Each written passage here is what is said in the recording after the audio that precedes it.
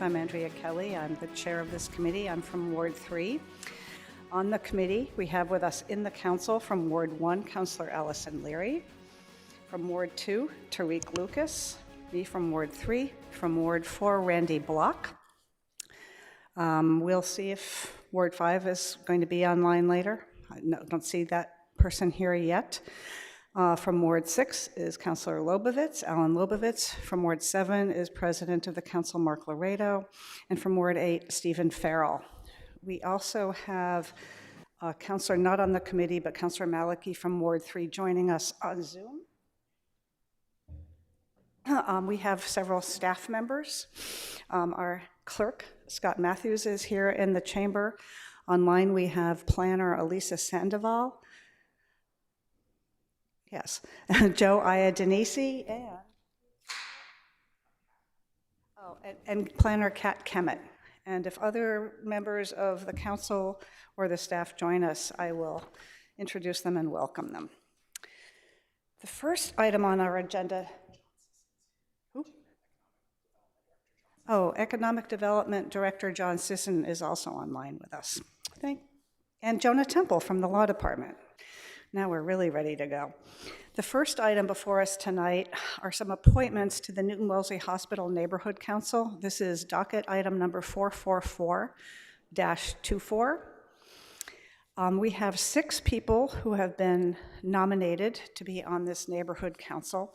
If some or all of you are here tonight, I think I see some of you on virtually. We would love for you to take a minute or so to introduce yourselves and tell us what you bring to it and why you're interested in being on this. And I'm going to go just in the order that I have before me. Do we have Jay Flynn?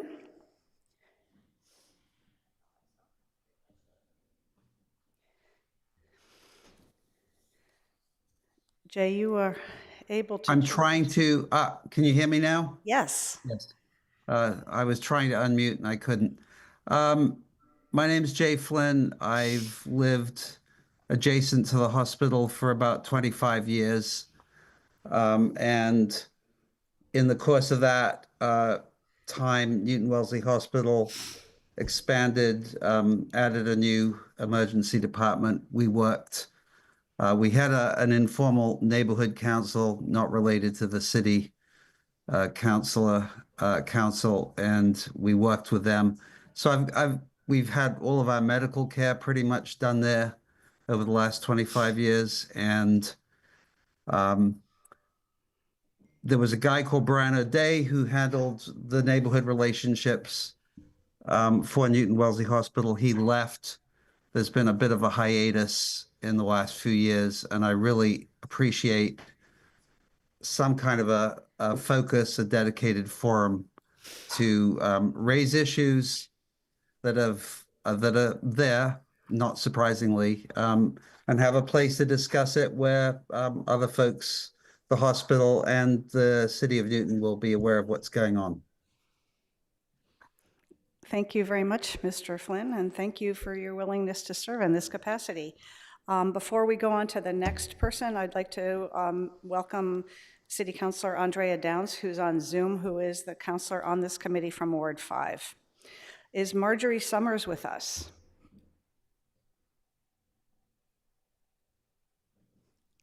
I am. Yes. Excellent. Hello. Hello, Ms. Once Summers. I found the unmute button. If you'd like to take a minute just to introduce yourself, tell us a little something about you and why you're interested for serving on this committee. Certainly. I apparently beat out Jay a little bit longer. I've been a neighbor for 30 years of Newton Wellesley Hospital. I live on Dorset Road and actually live almost directly across from the Marathon Monday access road. So 2 of my kids were born at Newton Wellesley, lots of medical care there. Love having the resource. And just to share, we had a really positive interaction with Newton Wellesley recently. There had been some unintentional abuse of the access road being used 365 days a year instead of just 1 day a year for various reasons. Not and the hospital apparently didn't know about it. It was sort of like contractors, vendors, people like that. And I went to a board meeting sometime last year to raise that concern when they were going to expand the beds in the emergency room, just to make sure that they were aware that there was apparently some sort of parking issue going on. And I was told to meet with them after the meeting, Newton Wellesley. I did. And let me tell you, it has been fantastic. Justin Ferber gets a great shout out, being the representative of Newton Wellesley. I've shown him what the issues are, and he has just taken action instantly on it and has been a great person to partner with. And I really feel like they developed a pipeline to get input from neighbors that has worked really well through that. And I am thrilled to be invited to be a member of this committee to help continue that work for the benefit of the neighborhood and the hospital. Thank you very much, Ms. Summers. Teresa Fitzpatrick. Hello, everyone. Good evening. I have been a neighbor of Newton Wellesley for about 24 years, and I'm happy to serve on this committee to ensure that Newton Wellesley keeps to his word and supports our community. Thank you very much, Ms. Fitzpatrick. Again, thank you for your willingness to serve. Alex Koppenheffer. Hi, how are you? I'm Alex Koppenheffer. I am also a neighbor on Dorset Road, lived in the area for 14 years. And I have some experience with land use and real estate development, but in general, just happy to be a conduit for communication with the neighbors and interaction with the Wellesley Hospital. This is my first interaction, and everyone seems incredibly open, as the prior speakers have mentioned, to the neighborhood input, which is wonderful to see. Thank you. Nice to meet you. You too. Thank you. George Sweats here? I don't see, but I can't see everyone. Can you see no? Chris Letourneau? Oh, Mr. Stearns, do you have information about whether these people are coming or not? Yeah, Mr. Letourneau, excuse me, I can get his name right. Mr. What? Letourneau was not able to make it. He had another meeting right now. But just to clarify about him, so it's listed as 1855 Commonwealth Avenue. That is his home address. He is serving on the council. He's been nominated to serve on the council in his capacity as a member of the leadership at the Woodland Country Club, which is right across the street. Okay. So if there's any confusion about why somebody from Commonwealth Avenue, that's the explanation. Thank you. Do you know anything about if George Sweats is able to come tonight? I do not. Okay. Well, Mr. Sweats, if you're here, raise your hand and unmute, and otherwise we will move on towards accepting or denying this appointment. This is not a public hearing, so we're not hearing from members of the public on this, but are there any questions from members of the Land Use Committee? Did you have your hand? Oh, Councillor Downs. I don't have a question, but I do have a comment. I know many of the people who are applying to be on this committee. It's quite important that the neighborhood and the hospital have a working committee to work out misconceptions, misinformation, and some of the issues that come up when you have a big institutional neighbor. While George Sweats isn't here, I think he would make a fine addition, as well as those who've spoken so far. There's a testimony on behalf of someone we haven't met yet. President Laredo. So these are my appointees as president, and I want to just quickly review the process we undertook to give you some assurance on the process. So Attorney Stearns, on behalf of the hospital, proffered a number of names. That's how it's supposed to be done, and I said, that's great, but it's nice that you like them. But I'm going to go talk to each one of them myself, and I did. So I spent a little time with each one, made sure that I felt that they would be fair, impartial, good advocates for the neighborhood and also good communicators, because this is a two-way street. When you do these liaison committees, it's really important that the liaison committees, and those of you who are more been on the council longer know that it's very important that the liaison committee members speak on behalf of the community and convey community concerns and views to the hospital or any other institution or developer. And conversely, that they're a way that neighbors can find out about what's going on. And so I'm comfortable that these folks are doing it. I'm actually very glad, Attorney Stearns, that the hospital is trying to reinvigorate this group. I know it's been rather inactive for a number of years. I suspect there'll be things going on that will make it more relevant, and that's good. And I'm quite confident in the folks that I've nominated. And again, I want to assure everyone that I did not just take Attorney Stearns' word for it, although I have a lot of respect for him. Thank you.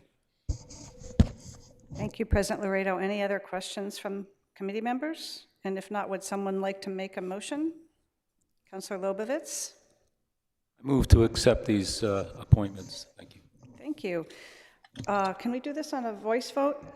All in favor, please say aye. Aye. Aye. That sounded unanimous. No one is opposed. I heard all ayes. Well, thank you, members who are willing to serve, and to Newton Wellesley Hospital and to President Laredo for putting together this neighborhood council. I'd like to also welcome Councilor Pam Wright, who has joined us via Zoom. Our second item tonight is an application for a Class 2 auto dealer license. That's item number 457-24. We'll have a quick update from the clerk on the condition of this application. Yes, I checked in with ISD, the police, and Treasury, and they have everything in order. All set? Councilor Lucas. Yeah, this is in Ward 3, West Newton. So I will move the item, seeing as how you are the chair this evening. Thank you. Can we do this on a voice vote too? Let's do that again. All in favor of this Class 2 auto dealer license for Motor Cars of Boston, please say aye. Aye. Aye. Was that a yes from Councilor Downs too? Yes. Okay, that was approved also unanimously, 8-0. Next item, the next two items are both requests for extensions of time. The first one is number 445-24, a request for an extension of time to exercise special permit number 262-23 at 193 Lake Ave. This is in Ward 6. Are there any questions about the request for extension of time? If not, perhaps the Ward 6 councilor would like to make a motion? I move to grant the extension. Thank you. Thank you. These we should do on a roll call, or not? Voice is okay? Great, let's do another voice vote here. All in favor, please say aye. Aye. Anyone opposed? No, all set. That was granted. The next one is number 446-24, a request for an extension of time for special permit number 356-22 at 11 Florence Street and 318 Boylston Street. This one, it doesn't say, but this must be Ward 7, is it not, excuse me? Oh, 8. Councilor Farrell.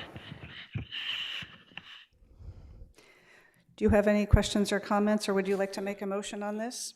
If not, Being new to this, how often can someone ask for an extension of time? Is there a standard? Mr. Temple, would you like to answer that? They can ask for a maximum of up to 3 years total. Total.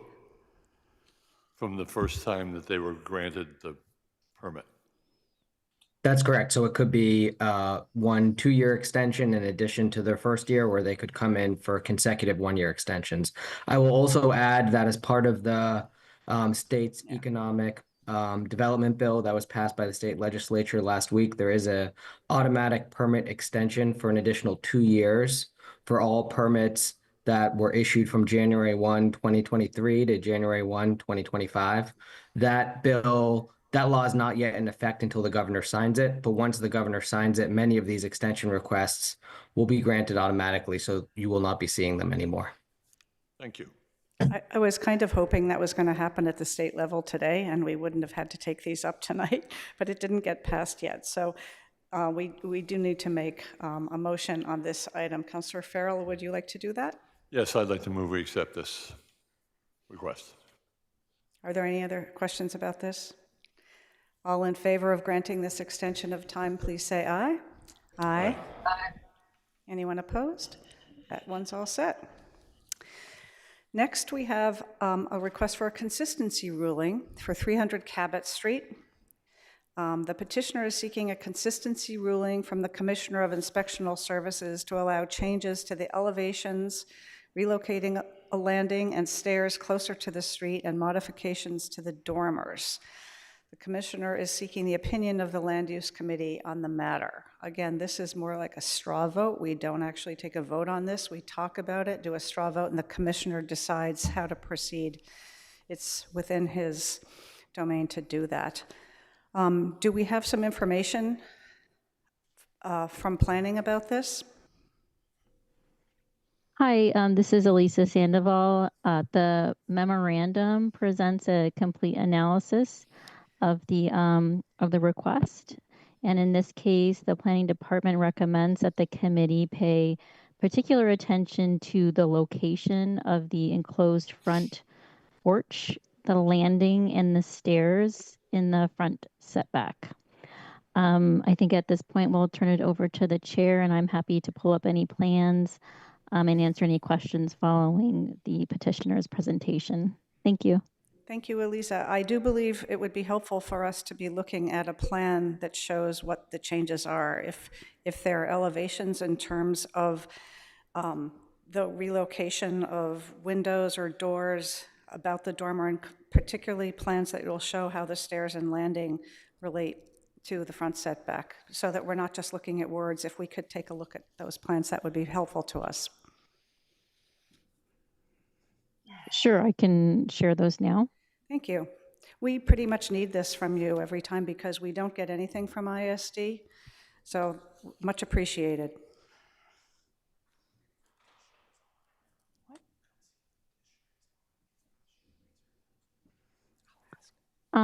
So this is the location of the stairs. So what changed here is for Unit 1, where the let me just move this over.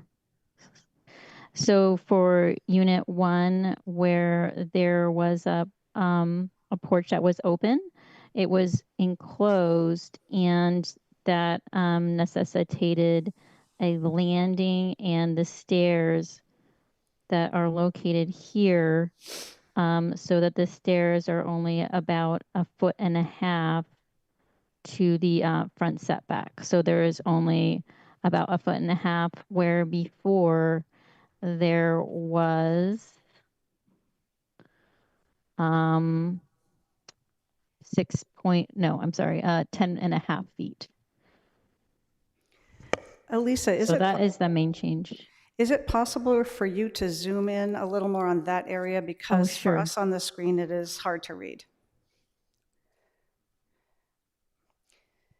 And from what I gathered from your report, in a way, this landing and the proximity of the stairs to so close to the front back is one of the main things that we should be looking at and discussing. Yes, there were some changes in terms of where the windows were located in the dormers and the second story, but those were fairly minor changes, and the commissioner didn't have any issues with those. But the commissioner did request this, for the committee to look at this in particular, just as it was the front setback was already non-conforming at 10.5 feet. And so moving the stairs and the landing and the stairs further into that encroachment, He just wanted an assurance from the land use committee that that wasn't an issue. Thank you.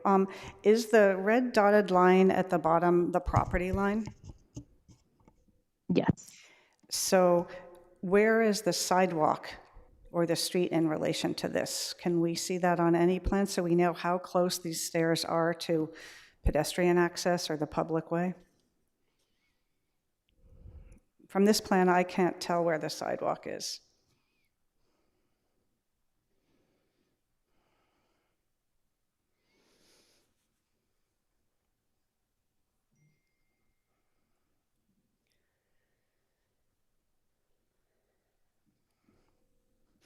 While the planning department is pulling this up, I'd like to ask if there is someone here for the petitioner. We would be happy to hear any words or comments from you also about this. So if you're here, I don't know who you are. If you raise your virtual hand, we will let you speak and share a screen if you have visuals you'd like to share. Ah, yay. MGD. Let's see what Elisa comes up with, or would you like to go now, MGD? And if, could you also identify yourself by your name and your address and your role? Thank you. Yes. Hello, good evening. It's Mariana Dagatti from MGD Plus, the architectural team working on this project, and we are on behalf of the petitioner, just to answer any questions you may have regarding our request for consistency ruling on these changes. As the member of the planning department just mentioned regarding this situation that was created by enclosing an initially proposed open porch, the set of steps and the landing had to be moved forward, and that definitely decreased the distance from the last step to the front property line. The situation was, this is an existing non-conforming situation for the building on this property. The current non-conforming front setback is only 10 feet, so that's the overall distance you have from the building today to the property line. We haven't changed the location for the main building. The only reason why this landing and the stairs had to be moved forward was, as it was stated, because from the original proposal to the current amendment to this version, we have enclosed proposed open porch. The open porch originally acted as per the landing, therefore the distance from the last step to the front property line was around 5 feet. So we have reduced this original 5 feet to 1.5 feet. This is the current situation along other properties on the same street. And as I had confirmed with the Inspectional Services Department, we, by ordinance, it is allowed to accommodate the landing and the stairs in the front setback. If there's any further explanation that you will require, I'm open to answer any questions you may have. Thank you. I may have missed it, and you just said it. My question was, how close is the first stair from the sidewalk or the public way? Not from the property line. I see that's about 1.5 feet. Where beyond the property line is a sidewalk or a street or a public way or a curb or where pedestrians might be walking? It's the front property line is actually where, I mean, immediately after is the walkway. Okay. There's no distance from the property line to the public walkway. Okay, so the first or last step is 1.5 feet from the sidewalk. Correct, that's right. Okay, I will probably ask more questions later, but Let's see if any other members of the committee have questions or comments. Councillor Lucas. Also, I'd like to welcome Councillor Oliver, who has joined us via Zoom. Thank you, Chair. So the windows and the doors, I think those are fine for the commissioner. The petitioner is enclosing the porch, and a question to planning, is that going to trigger additional square footage that's going to count towards the FAR number? Yes, that's correct. That I asked enclosure planning. Oh, sorry. Yeah, it's all right. Yes, there's a minor addition, but it does not trigger the need for a waiver. It's still within the allowed FAR for the district. Got it. And if they're moving staying with you, Ms. Sandoval, if they're moving the building essentially forward or minimizing the front setback, is that going to require additional relief? No, because it actually is allowed in the zoning for a landing and stairway to be in the front setback, so it doesn't require any additional relief. Even if it's only... And it's actually... go on, sorry. Yeah, yes, it is allowed to encroach that far. Oh, okay. All right, those are my questions for now. Thank you. Thank you, Councillor Lucas. Any other questions? Councillor Laredo, President Laredo, and then Leary. What prompted this? This is a question for me. I'm sorry. I'm just trying to understand. I have no concerns with windows and dormers moving a little bit to comply with an ordinance. That's really just de minimis. But there's a not insignificant change. It extends what's already a property that's close to the street, very close to the street. I mean, you really are, it's really right on the street, or the sidewalk, I should say. So what's prompted this? President Laredo, are you asking why they decided they had to enclose the porch, which then required the building of an additional landing and steps to be so close? Is it what? That's my. Thank you, Chair Kelly. You've been far more articulate than I am. I tried to keep it short, but you, by necessity, helped me here. So why are you doing this? The architect is asking if she should answer. Yes, please, Mariana. This question is definitely I'm for sorry. you. I didn't know if it was the question addressed to me, but the reason, the original reason for asking for these changes on the front elevation from our client was to separate the two entrances for the each unit. Our original proposal was showing an open porch because it was in the architectural language that we had proposed, these two entrances, one to one unit and the other to the unit attached, were differentiated in this way. One was through an open porch, the other one was more face fronting the street. When we separated these two entrances, the request of enclosing this porch was more for, I would say, an architectural design look. It was essentially, honestly, that. There's no particular request for doing that. But definitely, if you look at the through the elevations, you will see that by separating these two entrances, keeping this open porch would have created an unusual situation on the unit where we have enclosed the porch. I can show you on the drawings, but the reason for doing that is just a design aspect that we took into consideration. Just so I'm clear, it's the belief of the owners and you as their professional that this will differentiate the frontage of the two units, which will create essentially a more appealing street view? That's correct. That's okay. In other words, yes. And is there anything else necessitating? I'm just trying to understand it. Okay. All right. I'm all set. Thank you.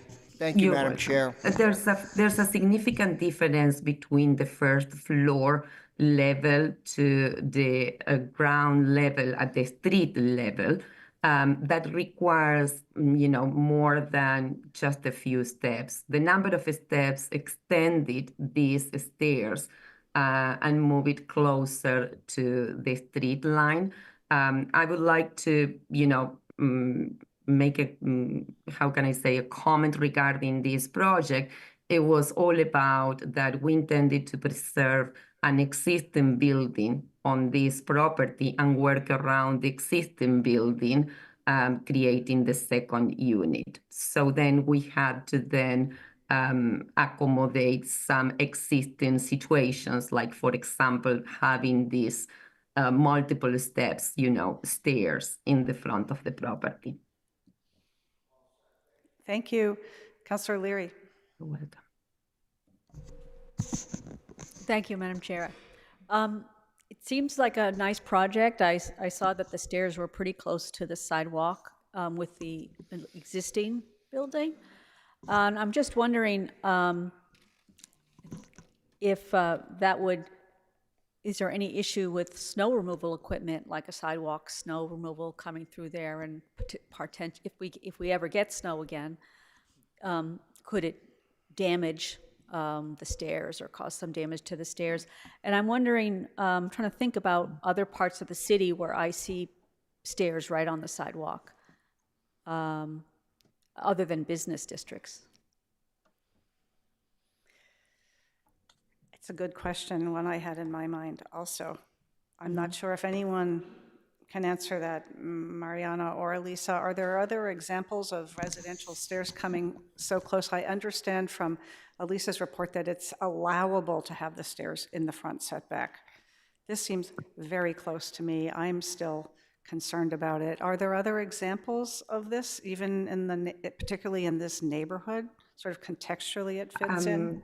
Unfortunately, I don't have with me the graphic material to demonstrate this, but along the same road, there are a few examples for, again, entry stairs, staircases that are pretty close to the property line. I'm not sure if it's by the same distance or approximate to what we are proposing, but definitely there's a large number of houses that are closer to the front property line than the minimum required front setback, So I would say that it's something that you can find on the same street as well.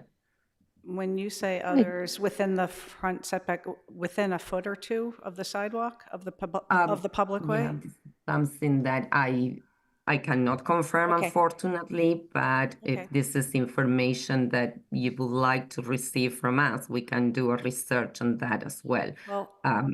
I can say that it's closer than, it's very close. This is what I would say, that is very close to the property line, but I cannot confirm how much in distance. Okay. I hope that we will not continue and belabor this, but I hope we'll have our discussion tonight and not ask you to submit more material, though that probably would have been helpful. Councillor Block. One more. Oh, sorry. Go ahead, Councillor Leary. Yep. I was just taking, because we all have Google Maps. Yeah. I'm walking up and down the street, and I'm not seeing anything quite that close. I am seeing some very nice homes, but I don't see anything that's right on the street like that one. And for me, it's not a deal breaker necessarily. I just want to be thoughtful about if we're starting a new trend and what that means. And otherwise, it's a very nicely done property. And I'm glad that they added another unit, of which we need in the city. So I don't really have I have no other real concerns about it. I was just curious. Thanks, Councillor Leary. Councillor Block. I was responding to your reflection on other houses that have this sort of very short distance between the beginnings of the steps and the public way. And I'm sure I've seen quite a few houses built like that, but they are quite high up because of the grade, so that the steps have to start sort of right away in order to get up that height. That doesn't apply in this case, but so I think we would find a number of houses with steps beginning very close to the sidewalk or property line. Yes? Yeah, okay. Councilor Leary's done the research already, is ahead of the rest of us. I just want to say it does seem like an architectural design decision that prompted this, and therefore I really don't have any problem with the implication. Thank you. Bye. Thank you, Councillor Black. Councillor Downs. I'm going to echo Councillor Block on that. Also, my understanding is that the reason we're in this issue, that we're getting this issue, is to preserve the original building. If you look at the original land use memo and see what the house used to look like, I think you'll understand why it was a huge improvement to go to this design instead and make these improvements. So I have no trouble with this, and I think it'll be lovely for the homeowners to have only a couple of feet of walkway to clear. Thank you, Councillor Downs. Councillor Lucas? Thank you, Chair. Just want to follow up on what Councillor Leary said. And yes, there are some lovely homes in Ward 2, Councillor Leary. But there are two dwellings, or two buildings, excuse me, in the low 200s on Cabot Street that have the stairs that literally go right up to the sidewalk. So, I mean, to say that this is the exception, not the norm for this neighborhood, it wasn't in the original plans. So my advice to the commissioner would be it is not consistent with moving the steps forward and enclosing the porch. Thank you, Councillor Lucas. So that, I think, addresses a question I had. Mariana, you could answer. Again, we haven't received a very full presentation or packet on this, so I'm working without quite as complete information as I would like. Like, I would have loved to have seen what it was before and why this was the design that was best. For me, as a landscape architect and site planner, there are a lot of ways of designing things that wouldn't have had to come straight out to the steps. You can take steps sideways and then down, and fewer down. There are other solutions. But am I to understand that this is already built, and that's why a consistency ruling is being asked? Like, this is one of those forgiveness requests? Or are you asking for consistency ruling about this design before it's built? That is for you, Mariana. This is asking, we are asking for a consistency ruling before it's going to be built. Before, Yes, so we're- as the architect, do you think there could be other ways you could design this so that the front steps wouldn't end up 1.5 feet from the sidewalk? So I would be happy to share with you if you want to. There are certain elements from the existing lot. There's some sort of I would say a peculiarity here that an easement is actually segmenting the lot in two and reducing significantly the buildable area of the lot.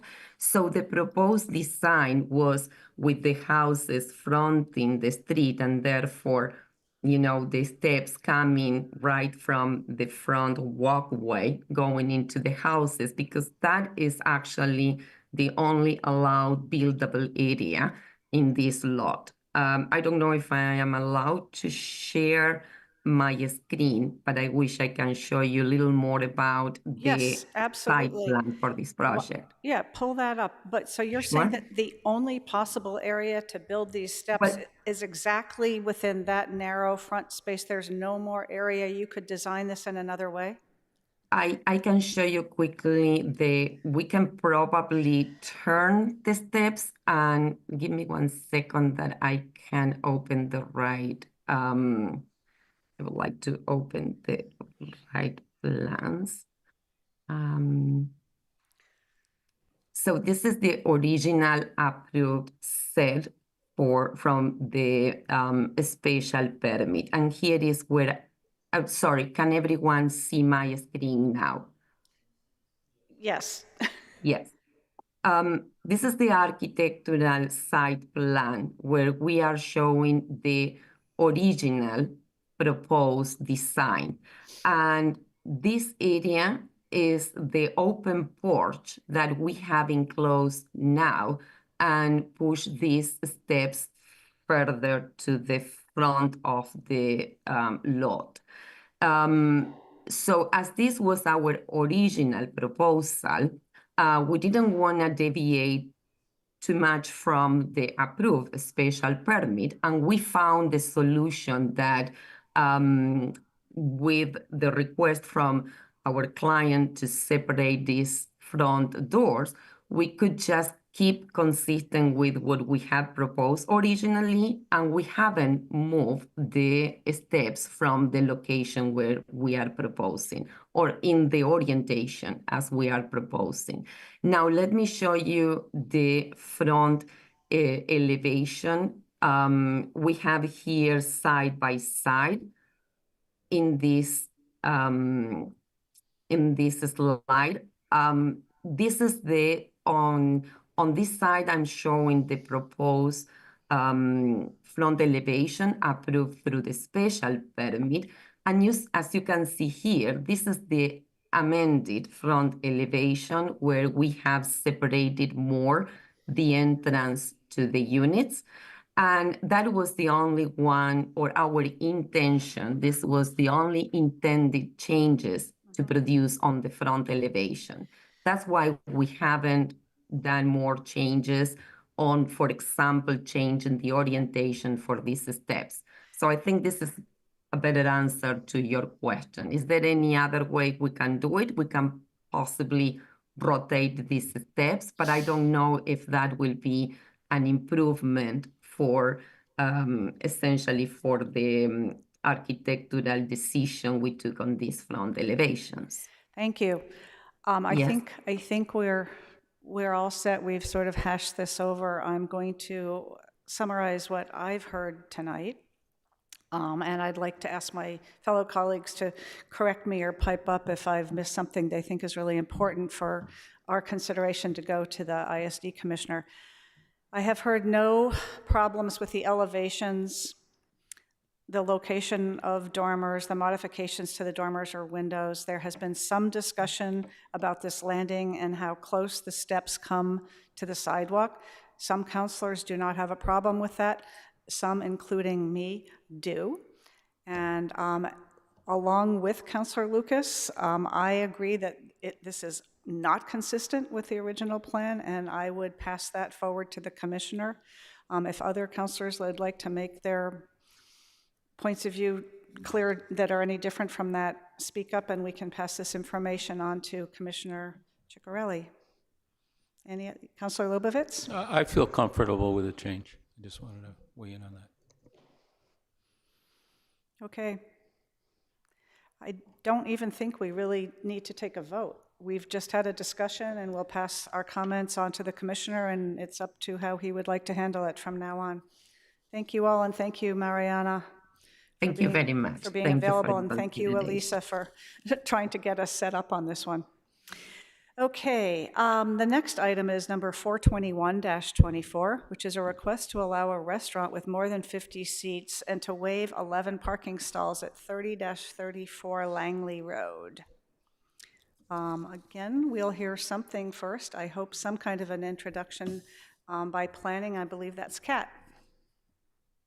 Kemet. Good evening. My name is Kat Kemet. I'm a senior planner for the city. The memorandum presents a complete analysis. In this case, planning did not have any major concerns with the proposal. I'll be available to pull up any plans through our permitting portal, NewGov, and answer any questions following the petitioner's presentation. And we are also prepared to share a draft council order when the time is appropriate. Thank you. Thank you very much. Is there someone here on behalf of the petitioner who can give a fuller picture of what's being asked for here? And if you are the petitioner, please raise your hand virtually or come to the microphone if you're in the chamber. For instance, Florence Celli? No. Is Shirley Spinetta. Florence Shelley is to my right. She's my operations manager. I'm the owner of Tango Mango that just moved to 34 Langley Road. And we'd like to increase our seating so that we have, if we have some occasional special events or small parties, we'll be able to do so and accommodate the customers. Can you tell us how many seats you have now and how many more you'll be asking for? We have 43 and we're asking for 30. But 30 more than the 43. Yes, we have 45, excuse me, 45. I'm asking these questions because not everyone has had, particularly members of the public, have not had access to the land use memo, so we don't really, not everyone understands the full picture of what's being requested here. So thank you for clarifying that. And along with those increase of seats, you are asking to waive 11 parking stalls. Right. Okay. Let's see, first of all, if there are any members of the public who would like to make comments or ask questions on this. So far, I don't see anyone. If you are there, feel free to raise your, Mary Lee Belleville.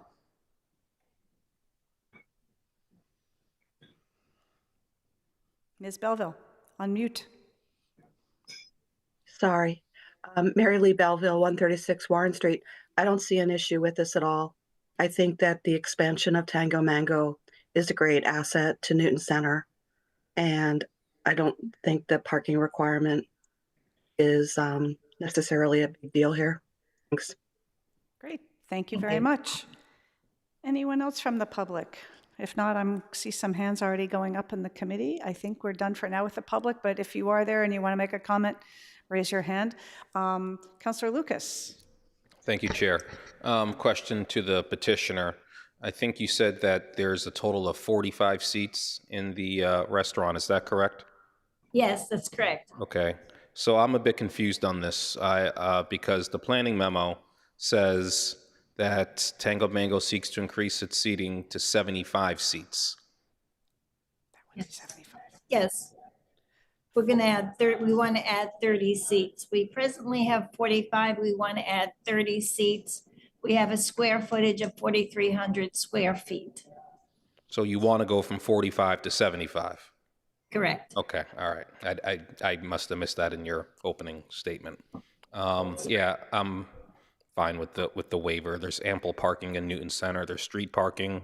There's parking in the former Walgreens lot behind it. And there's plenty of public parking as well. So I'm fine with this petition. Thank you, Councillor Lucas. Councillor Lobovitz. I just had a question about the 30. I think it was mentioned special events or parties, that type of thing. Is that the only use of the 30? Well, if I had someone who needed a seat, I would, sit them down. They would have access to sit down. I certainly have the square footage to accommodate more seating. And typically, is the restaurant, is it full, 45? I mean, no. I mean, No, I wish it were, but. Yeah, yes, I wish it was. But typically, you have how many empty seats, if you don't mind my asking? We could have typically, I'd say 10 to 15, maybe 20 seats. because we're, we do a very heavy duty takeout business, Okay. but we want to have the accommodation for people to sit if they find it necessary. Okay. Thank you very much. Thank you, Councilor Lobovitz. Thanks. Councilor Laredo? So I have absolutely no problem with this. I'm thrilled that Tango Mango, which has been a thriving business in Newton Center for a long time, is able to expand and move to bigger quarters. That's great. The one thing I'd say to my colleagues, and I think we've dealt with this before, I think the parking requirements in certain village centers for businesses, Newton Center is a very good example. There's some others where there is at least a fair amount of parking in the both in public lots. It might be, I don't think it's might, I think it would be appropriate for the Zoning and Planning Committee to look at those requirements on a going forward basis, because again, I think we've routinely waived these kinds of requirements before, and if we're routinely waiving something, that often is an indication that the rule ought to be changed in the first instance. So I'll leave it at that. Thank you. Thank you, President Laredo. Councilor Downs? Thanks. I'm going to agree with President Laredo about the need to adjust parking minimums so that we stop waiving parking requirements that aren't necessary. And for my colleagues' information, planning and DPW and the Ward 6 counselors and Traffic Council are actively working on better managing the parking supply on street and in the lots in Newton Center. So I really don't think that Tango Mango will have an issue with meeting parking.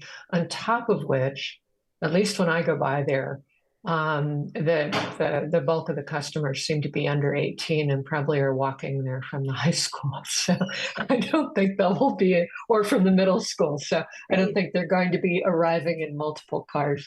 And I'm happy this is coming forward, and I hope that my colleagues support it. Thank you. Thank you, Thank you. Councilor Downs. So many of the customers perhaps need a seat but not a parking spot, which is great because there is parking available nearby, and I'm happy to hear that people are looking into a more comprehensive approach to parking, not just in Newton Center, but in the city as a whole. I have no problem with this. I will be happy to vote in favor. Councilor Lobovitz, would you like to make a motion? Oh, excuse me, before you do that, Councilor Leary again. Oh, for the first time, sorry. Yes, thank you, Madam Chair. I want to agree with my colleagues here and also our member of the public, Mary Lee Belleville, and I'm really happy that this is coming before us. I will say that I'm a little biased because my daughter loves Tango Mango, and it's one of her favorite places, and I'm sure she'll be happy to hear that you're expanding. Is your microphone on? My microphone, maybe I wasn't speaking into it enough. Better, thank you. My one question is, will there be any outdoor seating during the warmer months? Is there any opportunity for that? I am a fan of outdoor seating. We'll have to see when the time comes. Okay, that's something. Okay, well, I thank you very much. That's all for me. And now we'll go back to Councilor Lobovitz. I'd like to move that the waiver be accepted. And would you like to move to close the public hearing Move too? to close the public hearing first. Great, thank you. All in favor of closing the public hearing, please say aye. Aye. Is anyone opposed? No. We will take you up now on your offer to see the findings and conditions. Back to planning. Thank you. We have to go to Kat. Hello, this is Kat again. So this is the draft order here for findings. We have one, the site is an appropriate location for the proposed restaurant with more than 50 seats and parking waivers because it is a restaurant use in a commercial area with a mix of uses in close proximity, and public parking is available. The waivers and restaurant with more than 50 seats will not adversely affect the neighborhood because no changes are proposed to the exterior of the building. 3, the waivers and increase in seats will not create a nuisance or a serious hazard to vehicles or pedestrians because no changes are proposed that will alter vehicular or pedestrian infrastructure. Off-site parking is available and public transit options are available. Access to the site over streets is appropriate for the types and number of vehicles involved. Literal compliance with the parking requirements is not in the public interest because constructing the additional stalls will require an increase in paving on the site, which is contrary to goals set forth in the Climate Action Plan. And it is located in a village center with diverse uses and parking options. So just the information about the applicant. And standard conditions would apply with the addition that the petitioner shall not operate the restaurant with more than 75 seats, which is what they applied for. Thank you. You're all set, Ms. Kemet? That is all, yes. Okay, I think we can take a vote on this. Please call the roll. Councillor Block? Aye. Councillor Downs? Aye. Councillor Farrow? Aye. Councillor Kelly? Aye. Councillor Leary? Aye. Councillor Lovovitz? Aye. Councillor Lucas? Aye. Councillor Laredo? Aye. Motion passes. We look forward to coming to Tango Mango and take up extra seats. And maybe we'll walk or ride our bikes there. The next item we have before us tonight is number 422-24, which is a request to allow 4 attached single-family dwellings with dimensional and parking waivers at 640 Watertown Street. I believe this is Mr. Iadonisi from Planning. Good evening. I'm Joe Iadonisi from Planning. Firstly, I just want to say that in my land use committee memo preceding this, that I made an error, and in the zoning relief requested section, I accidentally included the old table of the zoning relief required, and the revised zoning relief memorandum shows, as well as the revised memo put out today, that there is an additional 6th item of relief to allow for 3 stories. Otherwise, the memorandum presents a complete analysis, and in this case, we recommend the committee pay particular attention to the overall lot coverage, encroachment into the side setback, and proposed grading.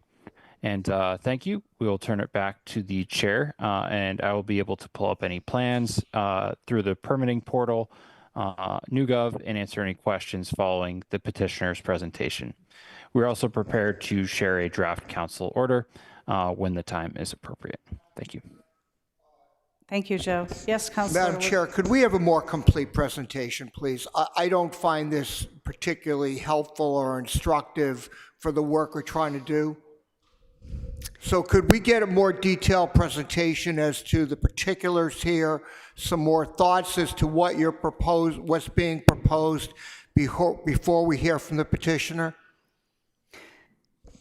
Joe, I'm just going to follow that up by what I said at a previous one, is that many people, particularly those in attendance in the chamber and at home, have not seen the land use memo. So referring to that isn't helpful to many people. Are you able to give us a little more tonight per the request of President Laredo? Are there any specific questions as to anything that was unclear from the memorandum or regarding the petitioner's proposal that needs to be covered here in particular? Well, overall, what is the request? What is the site like? What are the waivers being requested? An overview is what is necessary. Madam Chair, Joe is not prepared to make a presentation at this time. He would need a bit more time to prepare a PowerPoint presentation, and we have we're just not prepared to give that level of a presentation right now. I think that right now would probably be best to turn it to the petitioner to make a presentation. Well, and then thank you. I we have will, I already- will yeah. address that as I see Sure. fit. I would like to follow up on the request from President Laredo. It doesn't have to be a PowerPoint, though, as I have suggested, having a few slides to look at versus verbiage would be very helpful. As Joe referred to, he was totally thorough in the land use memo, so perhaps he could just walk through, which was my understanding of how planning was going to do this, at least hit some of the key points of the land use memo. Is that a possibility, Joe, without putting an extra burden on you tonight? Sure. So I can cover overall. This is a petition. 640 Watertown is located in the multi-residence 1 zone, and it is proposing for 4 units of single-family attached dwellings. For that, they need an item of relief. The lot itself is just over 16,000 square feet with about 80 feet of frontage. So with the proposed build, they require a waiver for reduced side setback. On the left side, it requires 25 feet, but they propose 15 and a half.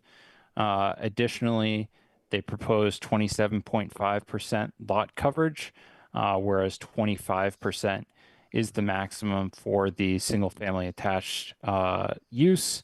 They hit a 3rd story because their basement is exposed. There's a different rule for single family attached where the 2/3 is above, as opposed to the when it's above the grade, it counts as a story, as opposed to a midpoint for a single family or a 2-family.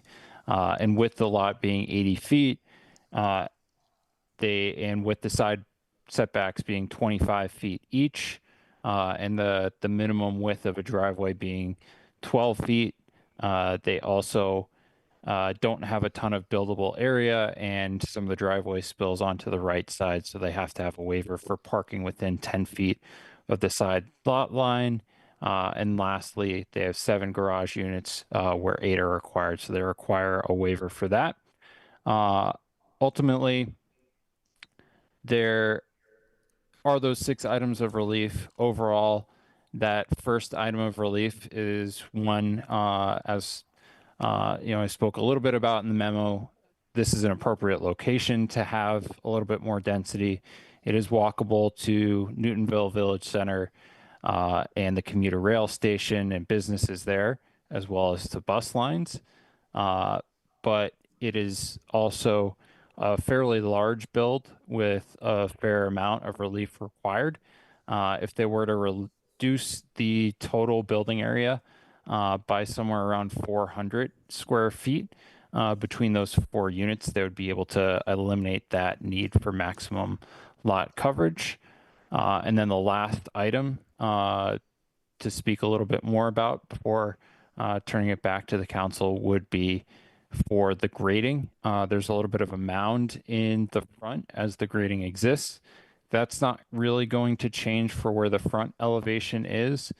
On the left, rear, and right side, there will be some grade changes, particularly on the left and rear, where the grade is going to be increased by about 5 foot of fill, and to kind of create a level area from the front to the rear facade, whereas that mound currently exists. That is going to create some additional appearance of height, particularly from the rear and side views, especially on the right side where those garage units are on display. But from the front, it'll appear to have the same starting bottom elevation of the front facade as it did before. And that's about all I have. I hope that answers any questions. Thank you very much, Joe. I think that gives us a lot more context and framework and information to start with. I very much appreciate you doing that when you were not prepared to do it. So thank you. Let's hear from the petitioner. Good evening, Madam Chair. Lawrence Lee on behalf of the petitioner. With me tonight, we have the architectural team, Michael McKay And we have our surveyor as well as our engineer on the call. So if you have any particular questions related to grading, site work, we will be able to answer those in detail. With your permission, I would like to share my screen, please. Please go ahead. Thank you. Okay, can you all see that? Yes. Wonderful. So I'm going to take you a little bit around the neighborhood and then around the building proposal, and be happy to answer any questions at the end. So we are in an MR1 zoning district. We're right on Watertown Street, right near my kids' favorite dessert place, Yogurt Beach. Boys and Girls Club right around the corner there, which is where my cursor is. And we have the Horseman apartments, the elderly apartments that are next to us. This is one of the larger lots. One of the things that the planning memo mentioned is that there's a variety of houses and housing in and around this area. So there are a lot of smaller lots, as you can tell from directly across the street. Next to us, this block of lots, those are a lot of two-family houses, pre-existing non-conforming on very small lots. So in terms of lot area per unit, density-wise, there's a lot of examples in and around the area for that. Our proposal is about 4,000 square feet per unit. Here's a quick little aerial photograph of what it's like. You can see that there's a lot of buildings in and around our neighborhood. The timeline, what brought us here, we had our development review team earlier this year, historical commission, and then we did have a neighborhood meeting via Zoom, to which Councilor Lucas was a member of the audience, and then here we are with land use. Quick summary again, MR1, 16,000 square feet. By right uses are single or two-family houses. The Historical Commission did not find the existing house to be preferably preserved, so there is no delay. Here is 4 units at 16,000 square feet. That works out to be just over 4,000 square feet per unit.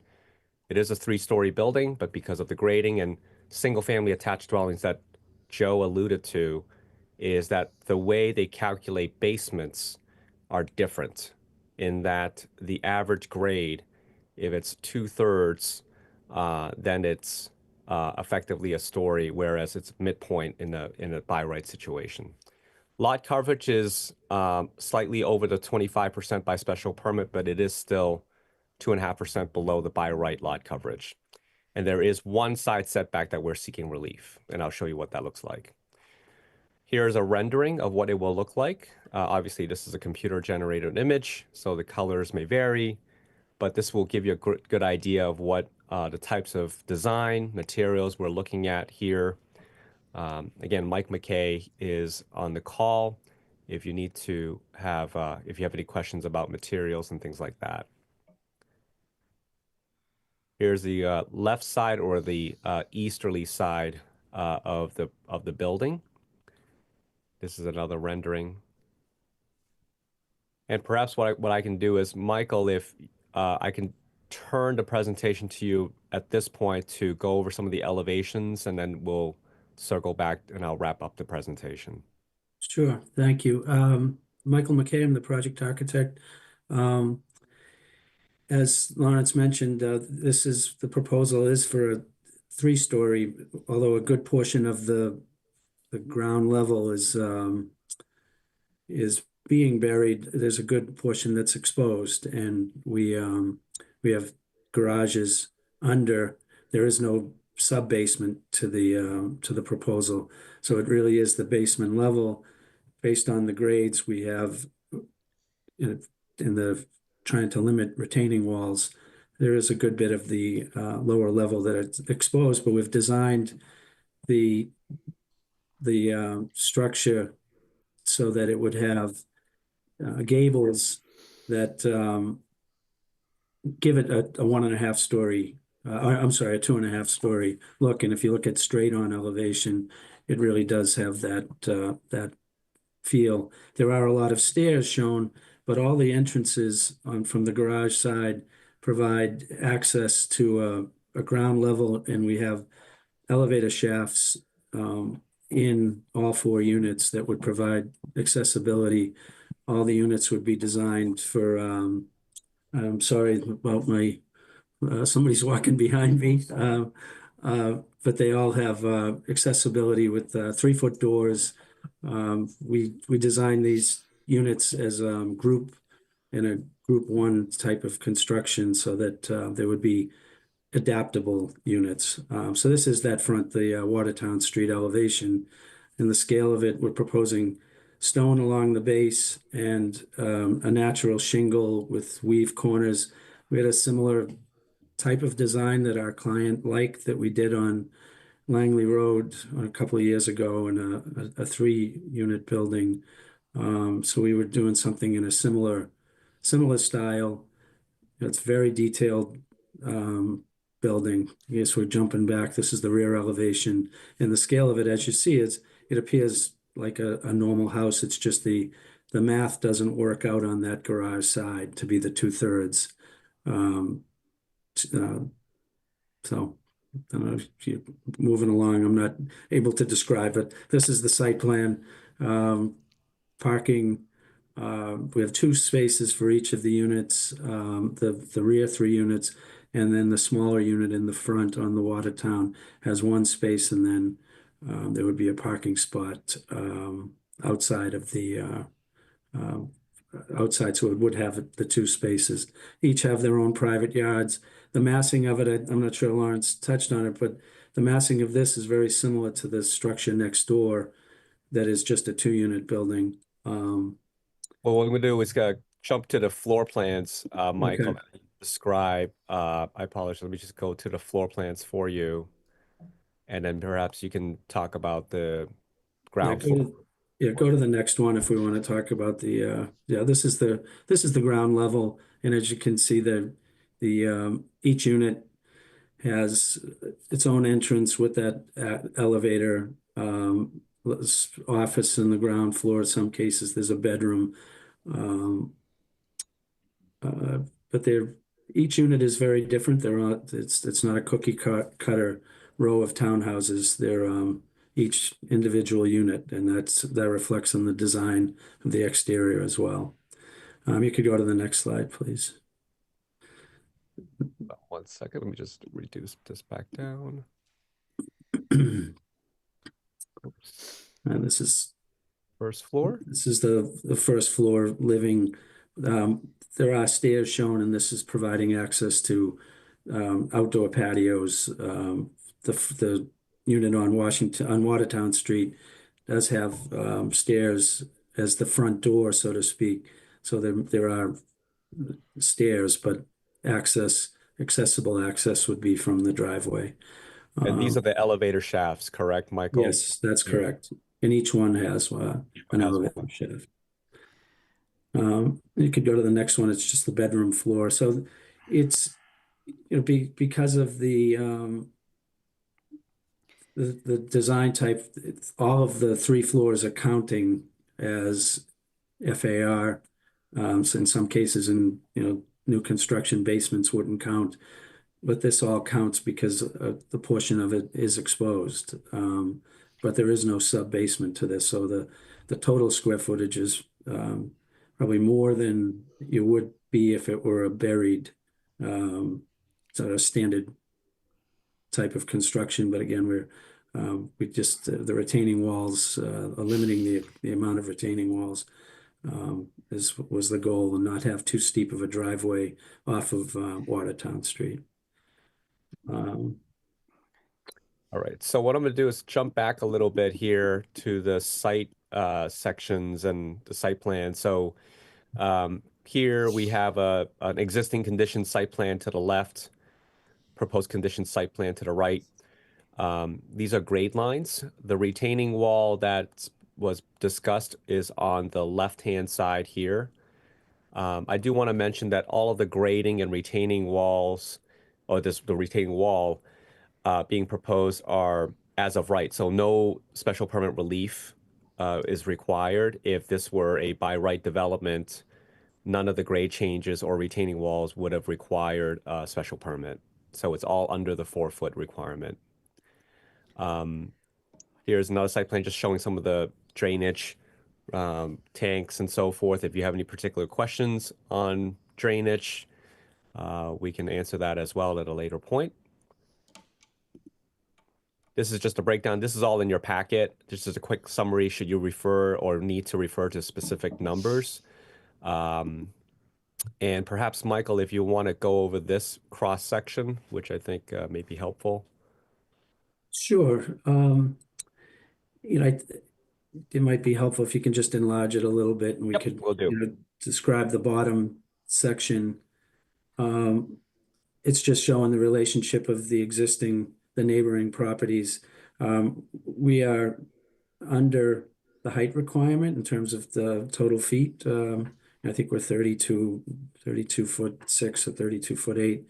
So we're under the requirement, but the way that, again, if you look at the house to the right on the lower drawing, that house also has a basement and it's a 2.5-story structure plus the basement. The basement is really built at grade, and we did our best to mimic the 2.5 as I touched on. So the grade on the left side is a little bit higher, and then it slopes down, and we have there's a small retaining wall that helps bury some of that side yard. And as Lawrence mentioned, that is an as of right retaining wall. The other section is just a little bit further back, looking just a different view of it. And this is section over Watertown Street, comparing the property across the street from us. Yeah. Okay. Let's see. I apologize for jumping around here, and you may have some questions about the unit sizes. Here is a table of the breakdown of unit sizes. The front unit is the smaller one. There's 1-car garage for that one.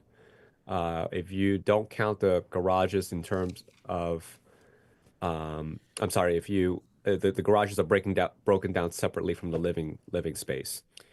Here, the table, you can see these are the required setbacks under the special permit. And so what we're proposing is you'll see that the front setback is quite large in the sense that we want to try to keep the streetscape as intact as possible, even though this could be pushed up further by another 15. So the side setback is to the left, the easterly side of it, and that is still more than double what an old lot setback is. An old lot MR1 is 7.5 feet. New lot is 10 feet. So we're still 5.5 feet greater than what would be the new lot setback. Everything else you can see complies. The lot coverage that Joe previously mentioned is 27.5, whereas 25. This number, the 25%, again, by right is 30%. And this is the third floor that is referred to because the basement counts as a story, just simply because it's a single-family attached dwelling versus a two-family house. The height, just so you know, that number is based off of the current ordinance. We did calculate the height based off of the new ordinance that will be coming into effect. So we would be at just slightly over 35 feet under the new ordinance, but still below the 36 required. So Michael went through these plans, so I'm going to jump beyond that. Here's another relation. This is a Google image of the neighborhood, just showing some relativity in terms and context of what we're looking to do in terms of and comparing it to neighboring properties. So what we try to do is compare as much as we can apples to apples. Directly next to us is this house, which is a two-family house. This was built in 2014. It does compare quite closely to our lot. So here's an Google Earth image, our property, and then our next door neighbor. That's the two-family house that was done under a by right development. This is also a side-by-side comparison between our property versus the next door property at 648. This is the condominium site plan that's recorded at the Registry of Deeds. And here's just another side-by-side comparison in terms of setbacks relative scale to what a similar property can do under a by right situation, just so we can see the context of what we're looking to do. So it does match very closely. You'll see here the setbacks on the sides are much closer because of what I mentioned earlier, where new lot is 10 feet, old lot is 7.5 feet. Their front setback is a little bit closer towards the street. And their lot is a little bit smaller than ours. They have about 13,000 square feet of land, whereas we have 16,000 square feet. But as it relates to the gross building area, if you were to count the basement of that building compared to us, effectively it's pretty much the same building.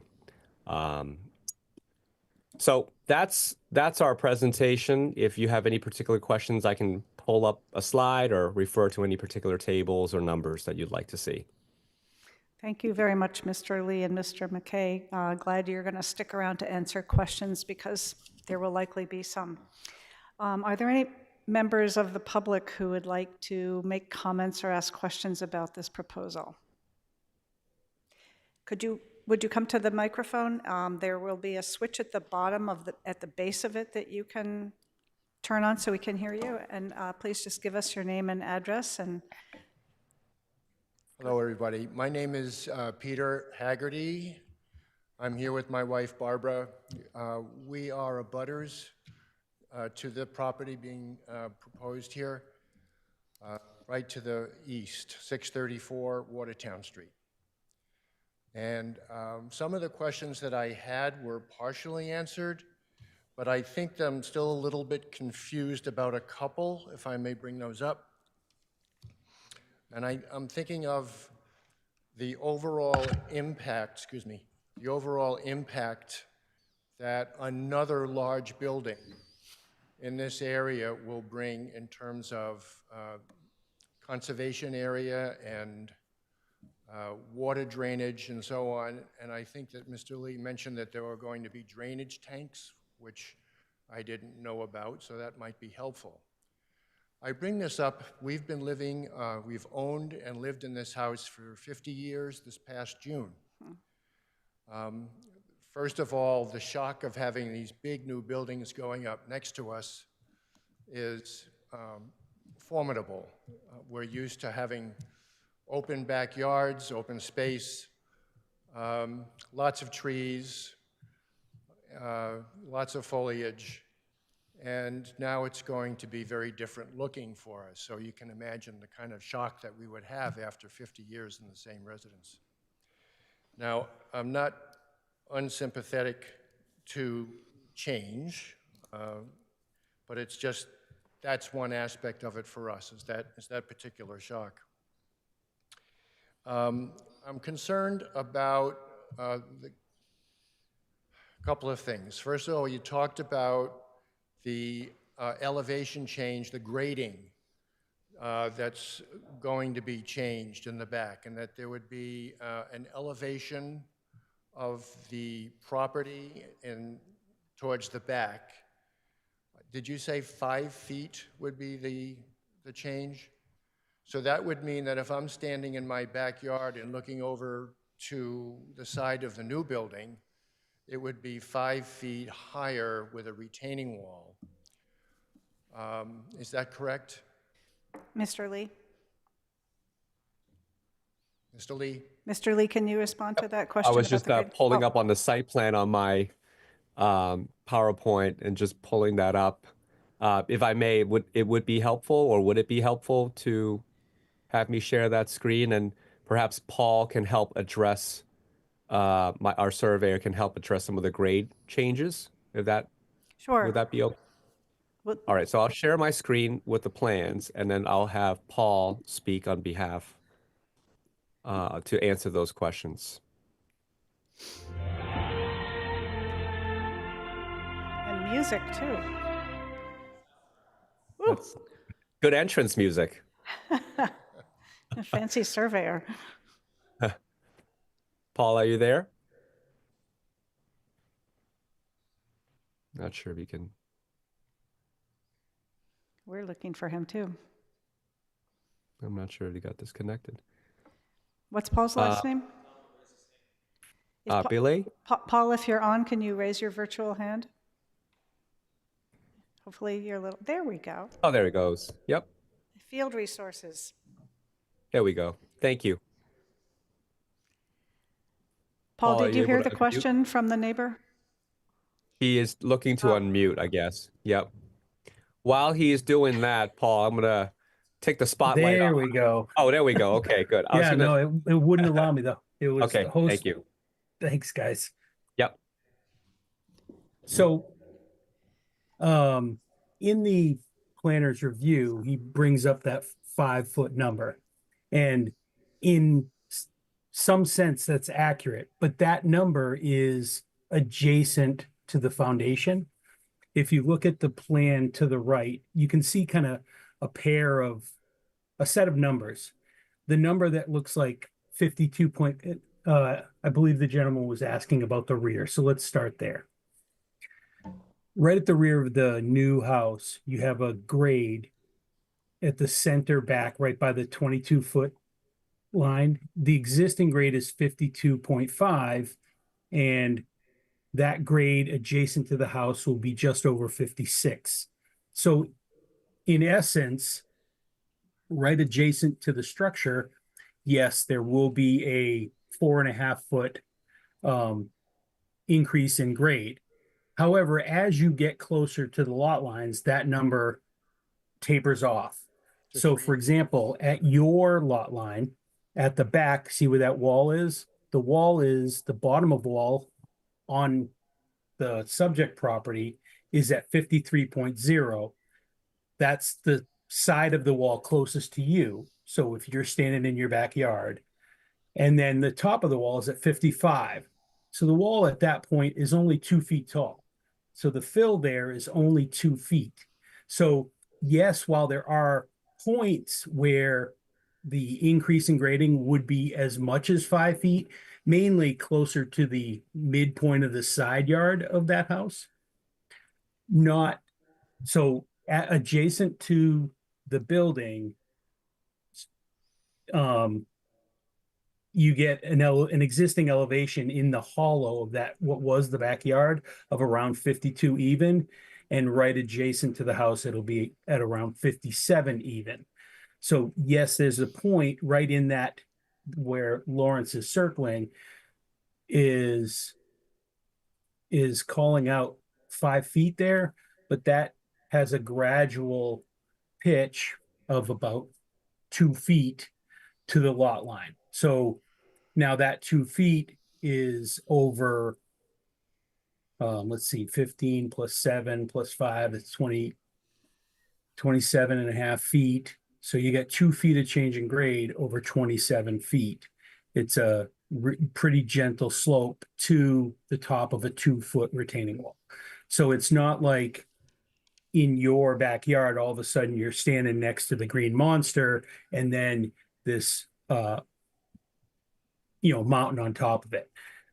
Additionally, you had mentioned about the trees and seeing, the concern about that. In this parcel, there are only 2 trees behind the house, and only one of them, the one that's going to be actually in the house, is coming down. The other one will remain. No, that's the most beautiful one. That's the big red leaf maple, unfortunately. So I guess my concern was, not being an engineer myself, and hopefully that can be answered, is there going to be any difference to the current situation on my property of rainwater runoff? I know that in the past, and we've had a couple or 3 very, very rainy Februaries and Marches, and I have found standing water in my backyard. It's something that has drained away pretty quickly. Is there going to be any kind of a difference that I would notice, given the construction and the increase in the impermeability of 640 Watertown Street? Because it looks like there's going to be at least 3 times the amount of impermeable too, because there's currently blacktop tennis court there. So maybe about twice the amount of impermeability. Mr. Haggerty, I'm just going to interrupt you for a second, just for two reasons. One, I did not explain at the beginning that each member of the public, we're trying to limit to 3 minutes in order to get through this. We've let you go well beyond that. However, I think we're hearing your concern, and that's something that we will definitely consider. The other point I'd like to make is at these public hearings, it's not really a back and forth conversation. So I think you have stated your concerns, which we, the committee and the engineer and the attorney will think of. If your wife would like to raise her hand and have a few more minutes to ask anything else, she's a whole different person. But if it's all right with you, and if you feel like you've gotten your main points across, I'd like us to move on. Okay, on that regard, I just have a one-sentence addition to a concern that we have, and that would be noise, vibration, and hazardous materials pollution. Thank you. And I think we will definitely, whether we get to all of that tonight or not, I'm not sure we're going to be taking a vote on this tonight, will be part of the conditions and findings in council order. So rest assured, we will definitely look at those matters. Did I see another hand of someone in the audience who wanted to speak? I see two other hands, and there is another person after I saw those two hands out there, and then we will come to the person who's raised their hand on Zoom. Hello, please let us know who you are. Hi, Chris Perriello, 648 Watertown Street. So I'm the other adjacent abutter on the opposite side as this gentleman. I'm not sure, can everyone hear you, or is that? Yeah. Oh, there we go. Better? Much better. Chris Perriello, 648 Watertown Street. And I live immediately to the west, so just the opposite side is this couple here. Prior to his comments, the very last slide Mr. Lee presented, the very last line, was comparing my building's property to his proposed property. The very last line compared, I believe it was gross living area as a ratio of the property or some statistic like that. And he noted that that included our basements. But I wanted to note that there is not quite an apples to apples comparison because of our basements being primarily below grade, which I understand is not the case for this proposed property. I just learned yesterday that this was going to be a 3 rather than a 2.5. It's not quite clear from the memo and or the slides depictions what percentage of the garages on that first floor is actually going to be above or below grade, and how that's going to be higher or lower the overall building to ours. The other thing I would note is just that our property next door went through the same story 10 years ago, as you noted, developed in 2014. Same story, it was a single family at the front of the lot, huge backyard, and what was agreed to at the time, through a similar process, I assume, was a 2-unit back-to-back townhouse rather than a 4-unit back-to-back townhouse. We have each a single car garage with a single spot in the driveway, so that's 4 cars. You see from the pictures a lot more, a reasonably amount more green space front and back. So it seems like they're sort of shooting the moon, asking for setbacks on all 4 sides and an extra story at the last minute or a half story. I just wanted to raise those concerns. I do appreciate the look of the gables and the facade on the street side being similar to the neighborhood, but if you look at abutters and abutters of abutters and so on, you don't see a 3-story building or many nearby. Thank you. Thank you for coming and for speaking. The other hand that was raised?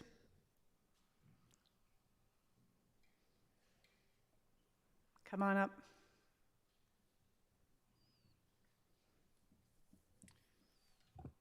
Hi, my name is Walter Gazda. I'm at 67 Page Road, so I'm directly in the rear of the proposed construction. One thing that I didn't see in the plans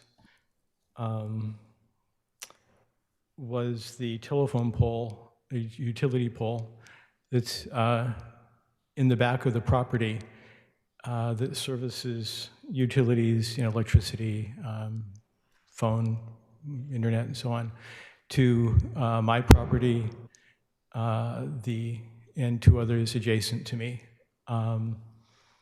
The only way to service that pole, and it was partially serviced a couple of years ago and awaits finishing up, is to go through the driveway on the,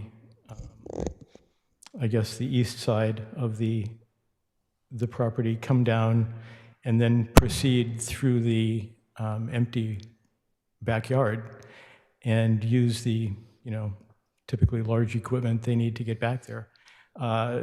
Given the footprint they're talking about, there's just no way that that's going to be able to happen. I pulled up the GIS files from the town and did an overlay of the parcel and the utility poles. Is something that I guess the surveyor didn't do. I also noticed that the survey consisted of, as far as I can tell, one small orange flag with a piece of wire sticking between our two properties. That might be the reason that this is, to me, sort of an incomplete process. And aside from that, I think I have concerns about similar concerns about the drainage. It gets very wet back there. And it's the property, if you look at, I'm sorry, that's me, isn't it? The backyard back there is a local minima for the surrounding properties. And, water does pool there and need to be drained. And I'm not sure that a natural solution with, existing trees isn't better than some concrete solution that they're going to suppress into the backyard and probably disturb the root structure of those existing trees, because I'm sure they're directly adjacent. Thank you. Thank you, Mr. Gasba. We will take note of all those concerns. Was there another hand? Yes, sir, come on up.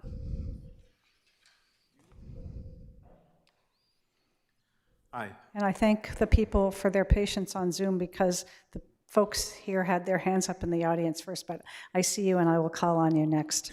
Go ahead. Hi, I'm Pat Singleton. I live at 61 Page Road, and I'm a direct abutter. My friends have mentioned a lot of the things that I was thinking. I noticed that the design really leaves very little room for mature trees. On the documents that I saw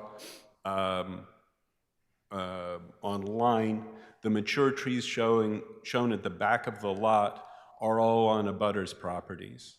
But I believe that the root balls for all those trees go into the space where they're going to dig this water feature. I would like to see plans for construction in Newton that allow for trees growing to maturity. And I think the privacy plantings along the edges are stuff that I see very frequently planted and lasting a season or two. I'm glad that Walter mentioned the easement to the utility pole. And I'm glad my friends mentioned the idea that raising the grade in the back, raising the grade 5 feet means that the structure will appear 5 feet taller from my yard and will cast 5 feet more shade than it will on Watertown Street. I'm concerned about this catchment water feature that requires an annual expense to maintain its effectiveness, particularly because I believe this catchment will be more important to me than it will be to the property owners. That there will be 4 property owners congruently responsible for this device, and I'm concerned that something that requires annual maintenance, it's a very large structure with one manhole at one end.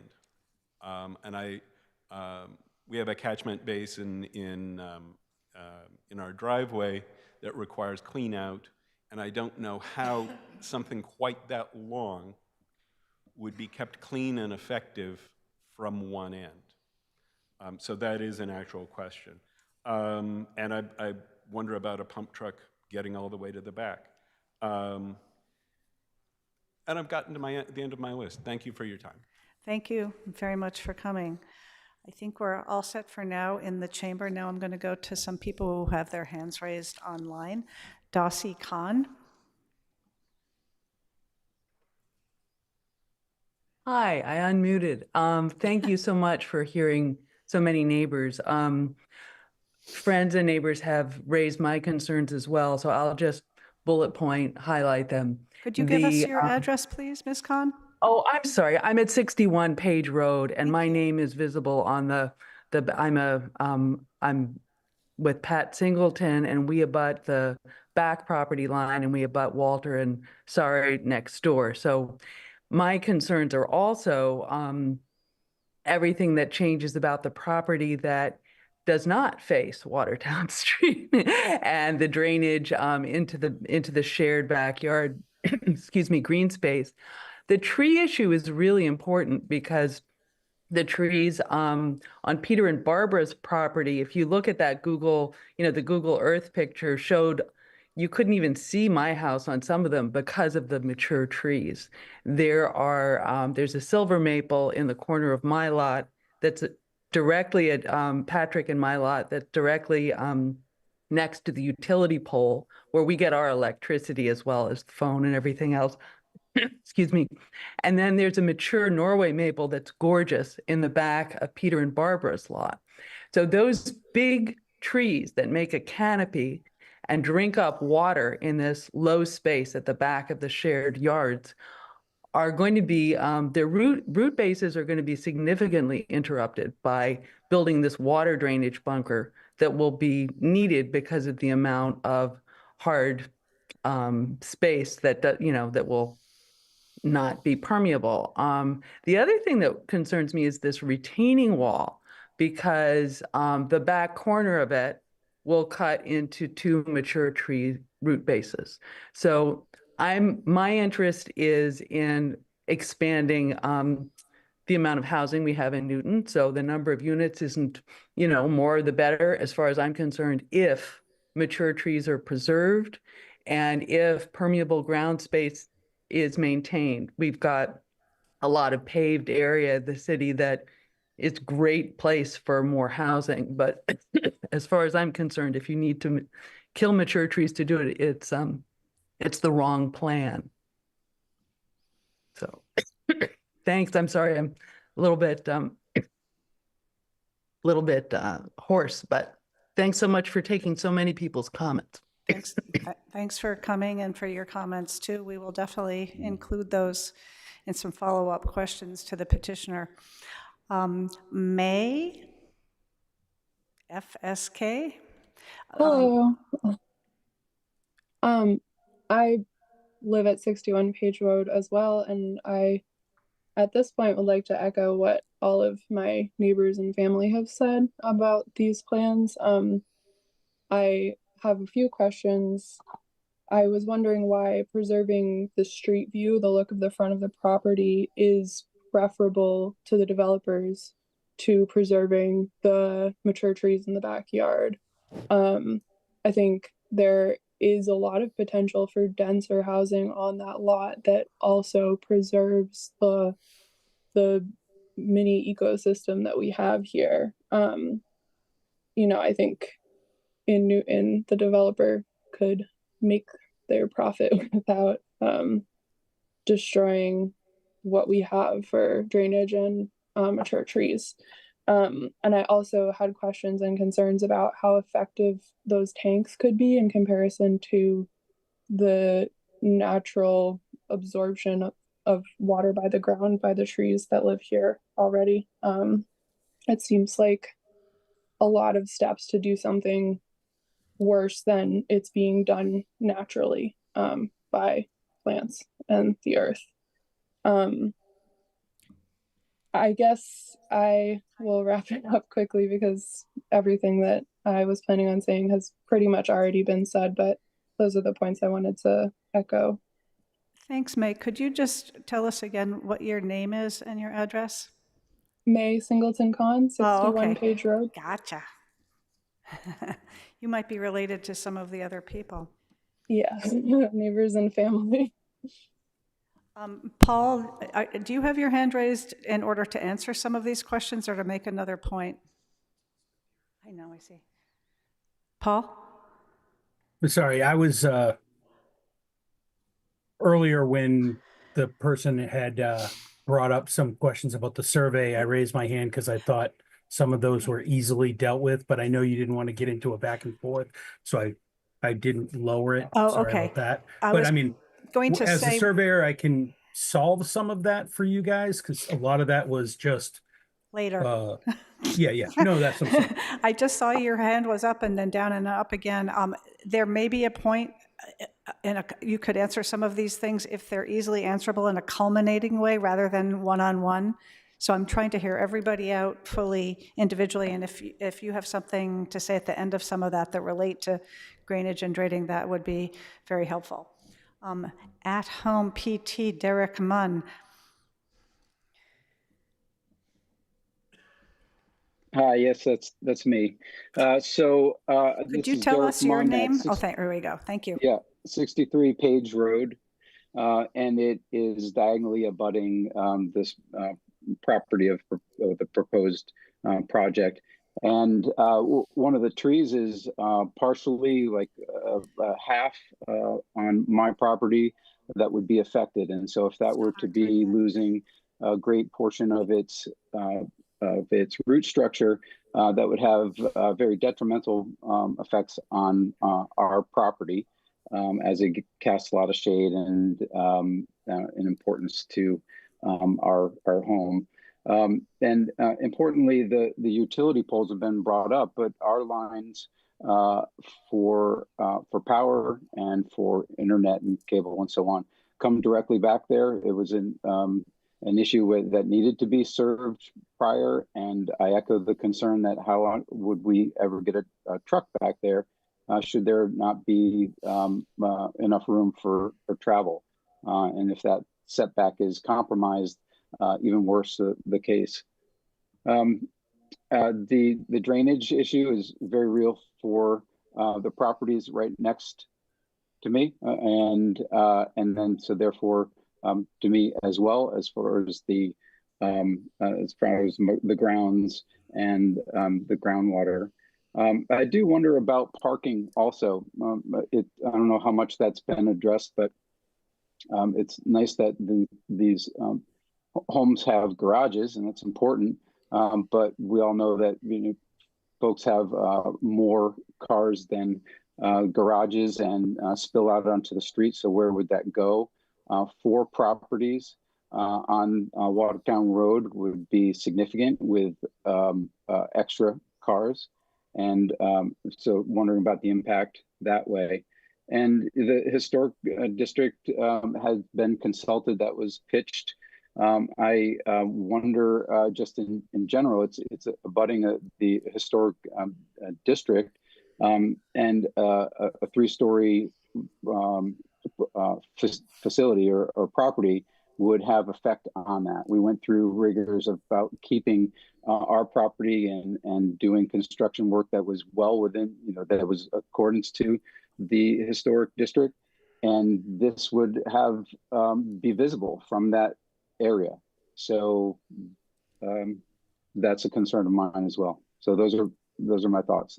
I appreciate the time, and I also appreciate the benefit of having nice housing, as it looks as very nice in its appearance, and so I appreciate the architectural design. So that's a bonus, but it's the volume, the size is an issue in this space. Thank you very much. Thank you, Mr. Munn, for your comments. I don't see any other members of the public. I do see 3 other counselor hands up. What we're going to do, however, which is how we normally conduct a land use public hearing, is we're going to take it into the committee and hear from the committee members. And then I will come back to you counselors who are nice enough to be here online. Counselor Lucas. Thank you. I get to go first. All right. Mr. Lee, how you doing? Doing well, thank you. All right. I hope you have enough pens there and a lot of ink in them because you're going to be doing a whole bunch of writing. So I'm going to start off with the good thing about this project. I am not opposed to 4 units on the site. There's ample room, and you meet the ordinance for lot area per square unit. Other than that, I have a problem with the lot coverage being over 25%. Looking at the 3D renderings, the 3rd story looks big, and the whole project looks way too big for the area. I think according to your own plans, when you were comparing them side by side, that it's significantly bigger than the 2-family condo that is next door. Unit 1 only has 1 parking stall. I would like to see 2. I'm not a fan of issuing parking waivers in this particular neighborhood where there's a whole bunch of density. Are you changing the grade at all? Yes. You are. So I asked you this question a couple weeks ago with respect to Chapel Street. If I'm standing on the sidewalk and I'm looking up at the home, Unit 1, how high is it going to be from the sidewalk? So let me just pull up the plan really quickly, if I may, to try to Yes, answer your please. question. Okay, give me one quick second, please. I want to make sure I have the right plan. It may make sense, Mr. Lee, for you to do what Councilor Lucas suggested, which is to write down all of these and answer once rather than back and forth Yeah, on absolutely. each topic. Okay, so Is you that all want, right you want with me to go? Counselor? Yeah. Okay, Why all don't right. you list through all your Okay, questions Yeah. and So there's the height if you're standing on the sidewalk. I did notice a discrepancy. I don't want to use the word variance, but I did notice a discrepancy between the building height in your plans and then what's in the planning memo.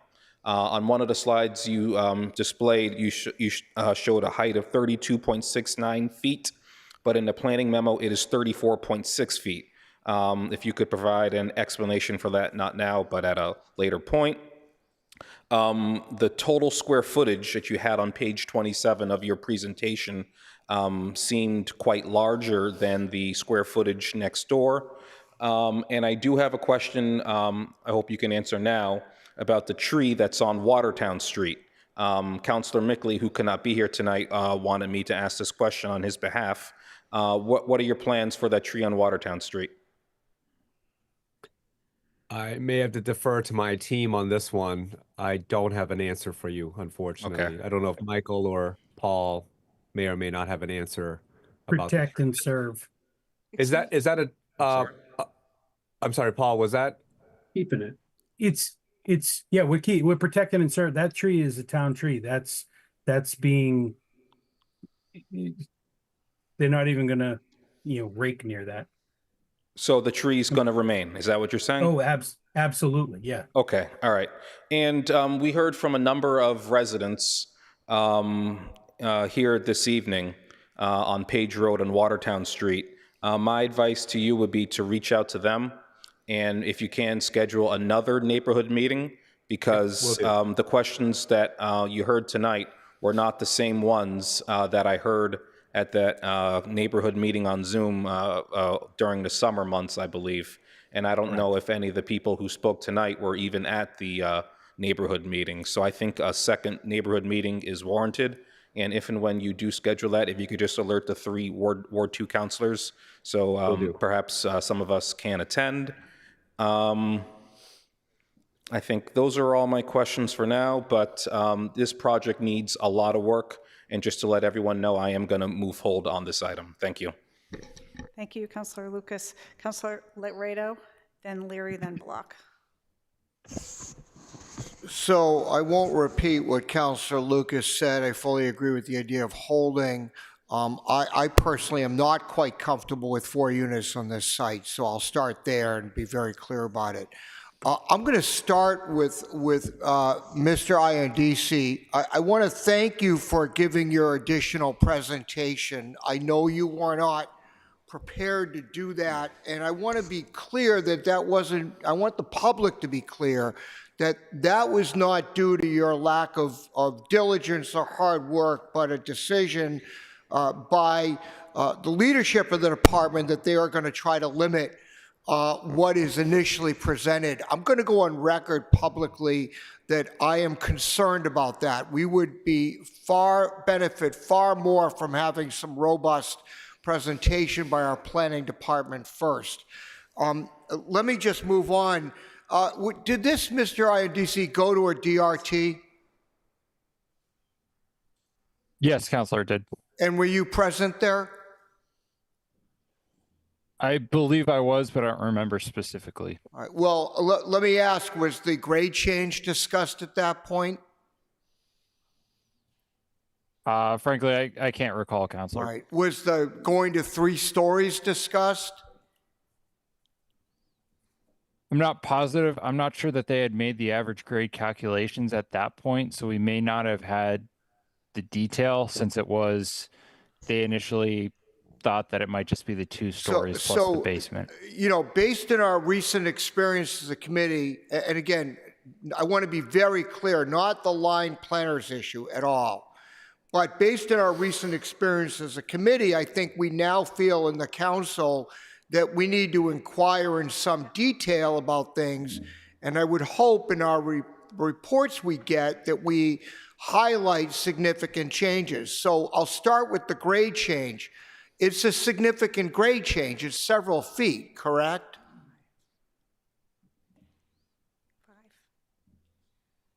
5 feet, I Correct. believe. Is there any reason you have to have a grade change at all to do this project?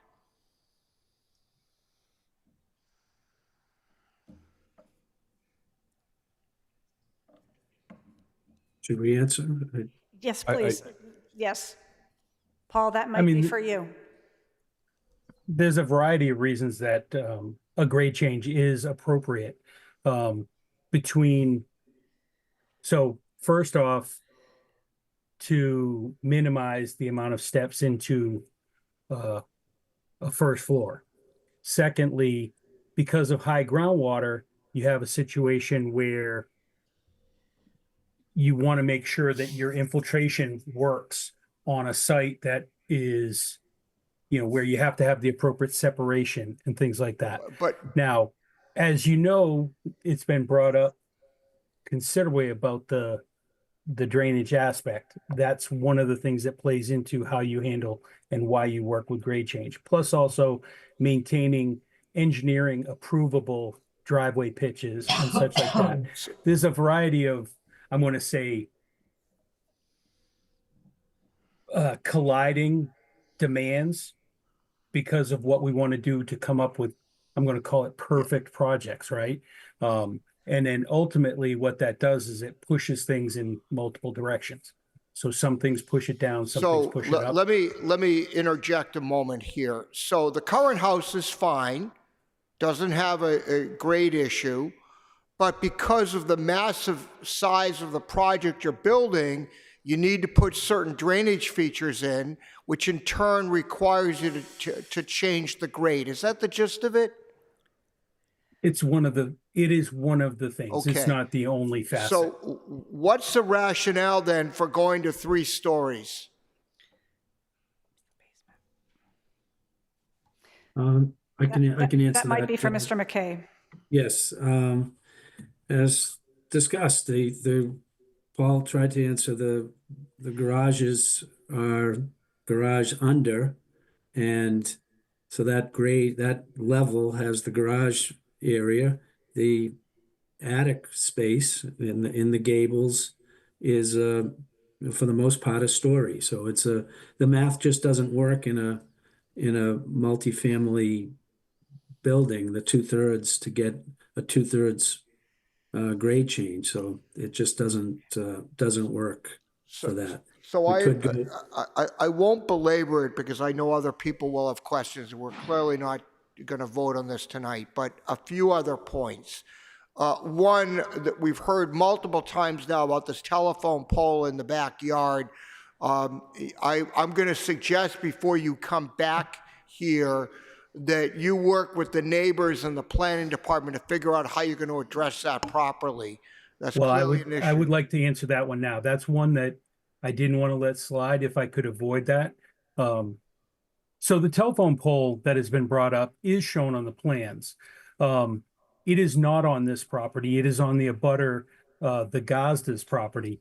If you look on, and now the problem is it's subtle because it's on the neighbor's property. It exists under the S in the bearing On their property. south 75 degrees, 3920 on the plan. And there is no easement for the utility company to cross this property to get to that pole. Now, whether they had done that in the past because Okay, it had, but again, I'm going to interject here. I really want to hear from our planning department, our experts on that issue. He's correct that so it's directly on that southern rear lot line behind the stormwater tank. As far as any utilities, relocations, or anything, they would need approval from the Department of Public Works.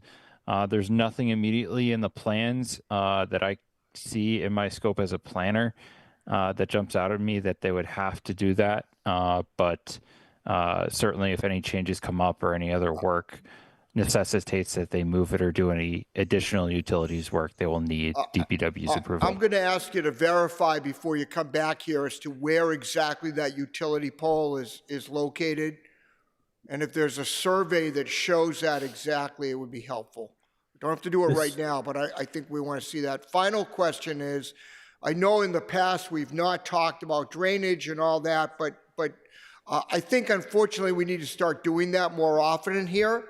So what are your views on the drainage that's being proposed? And again, I understand if you're not prepared to discuss it tonight, but certainly when you come back, I would want to have a discussion from the city engineer and have much more assurance on the level of drainage here. So, Madam Chair, I've probably dominated the conversation too much, and I'll yield to my colleagues. I Thank think you. all of your points are ones that are going on the to be worked on list. So thank you for making those comments. Councillor Leary.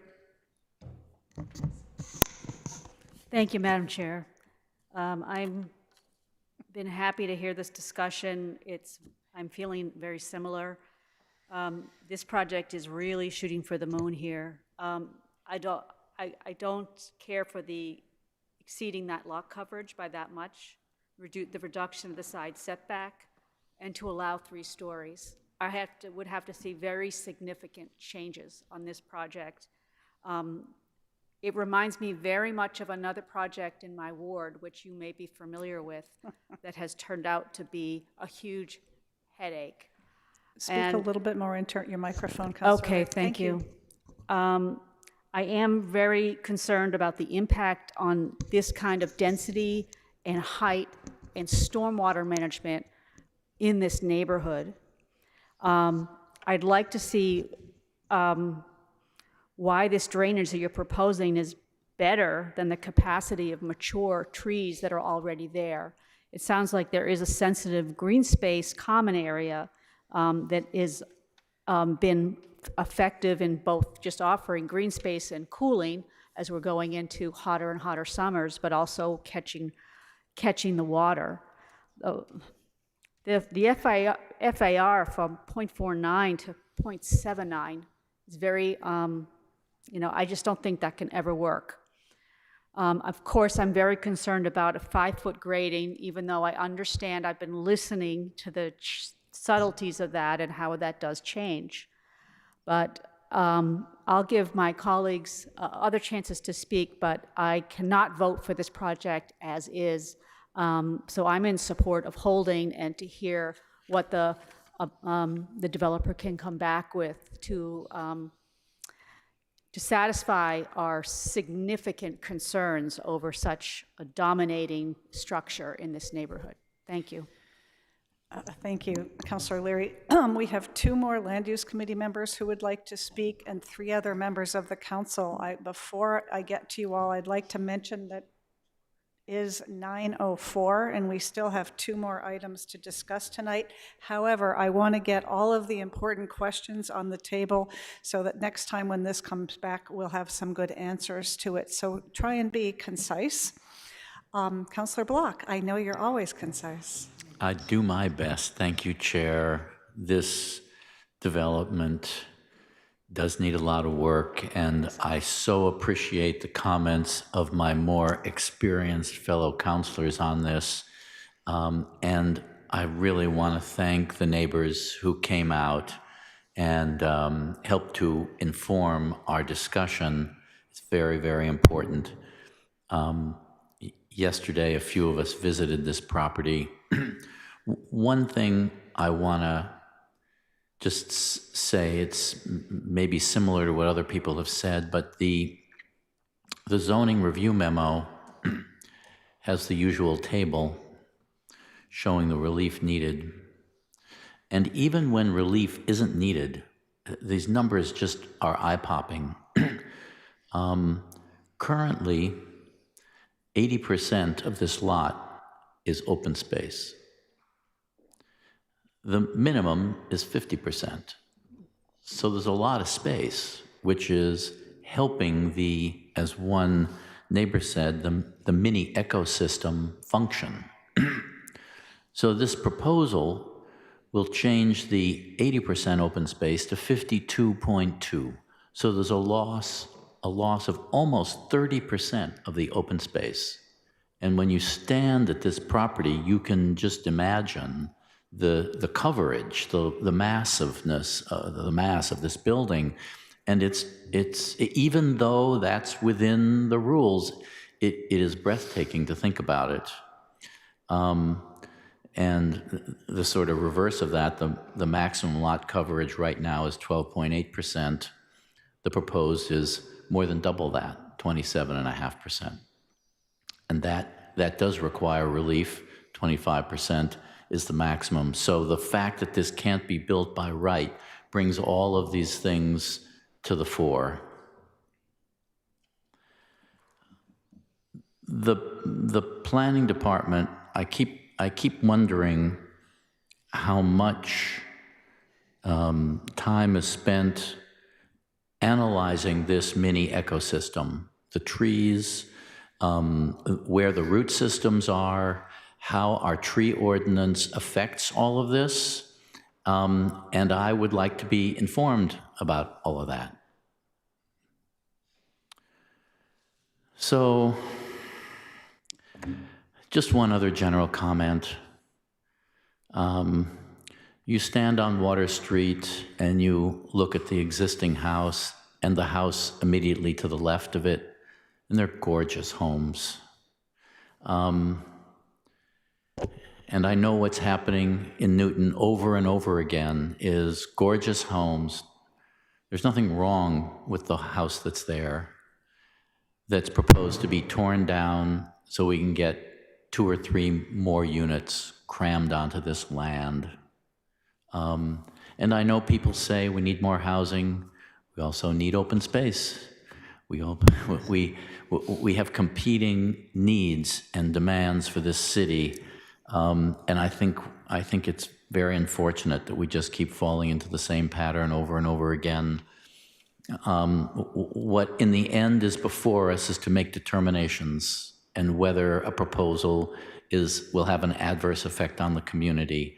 Right now, in my mind, there is no question that this would have an adverse effect on the community.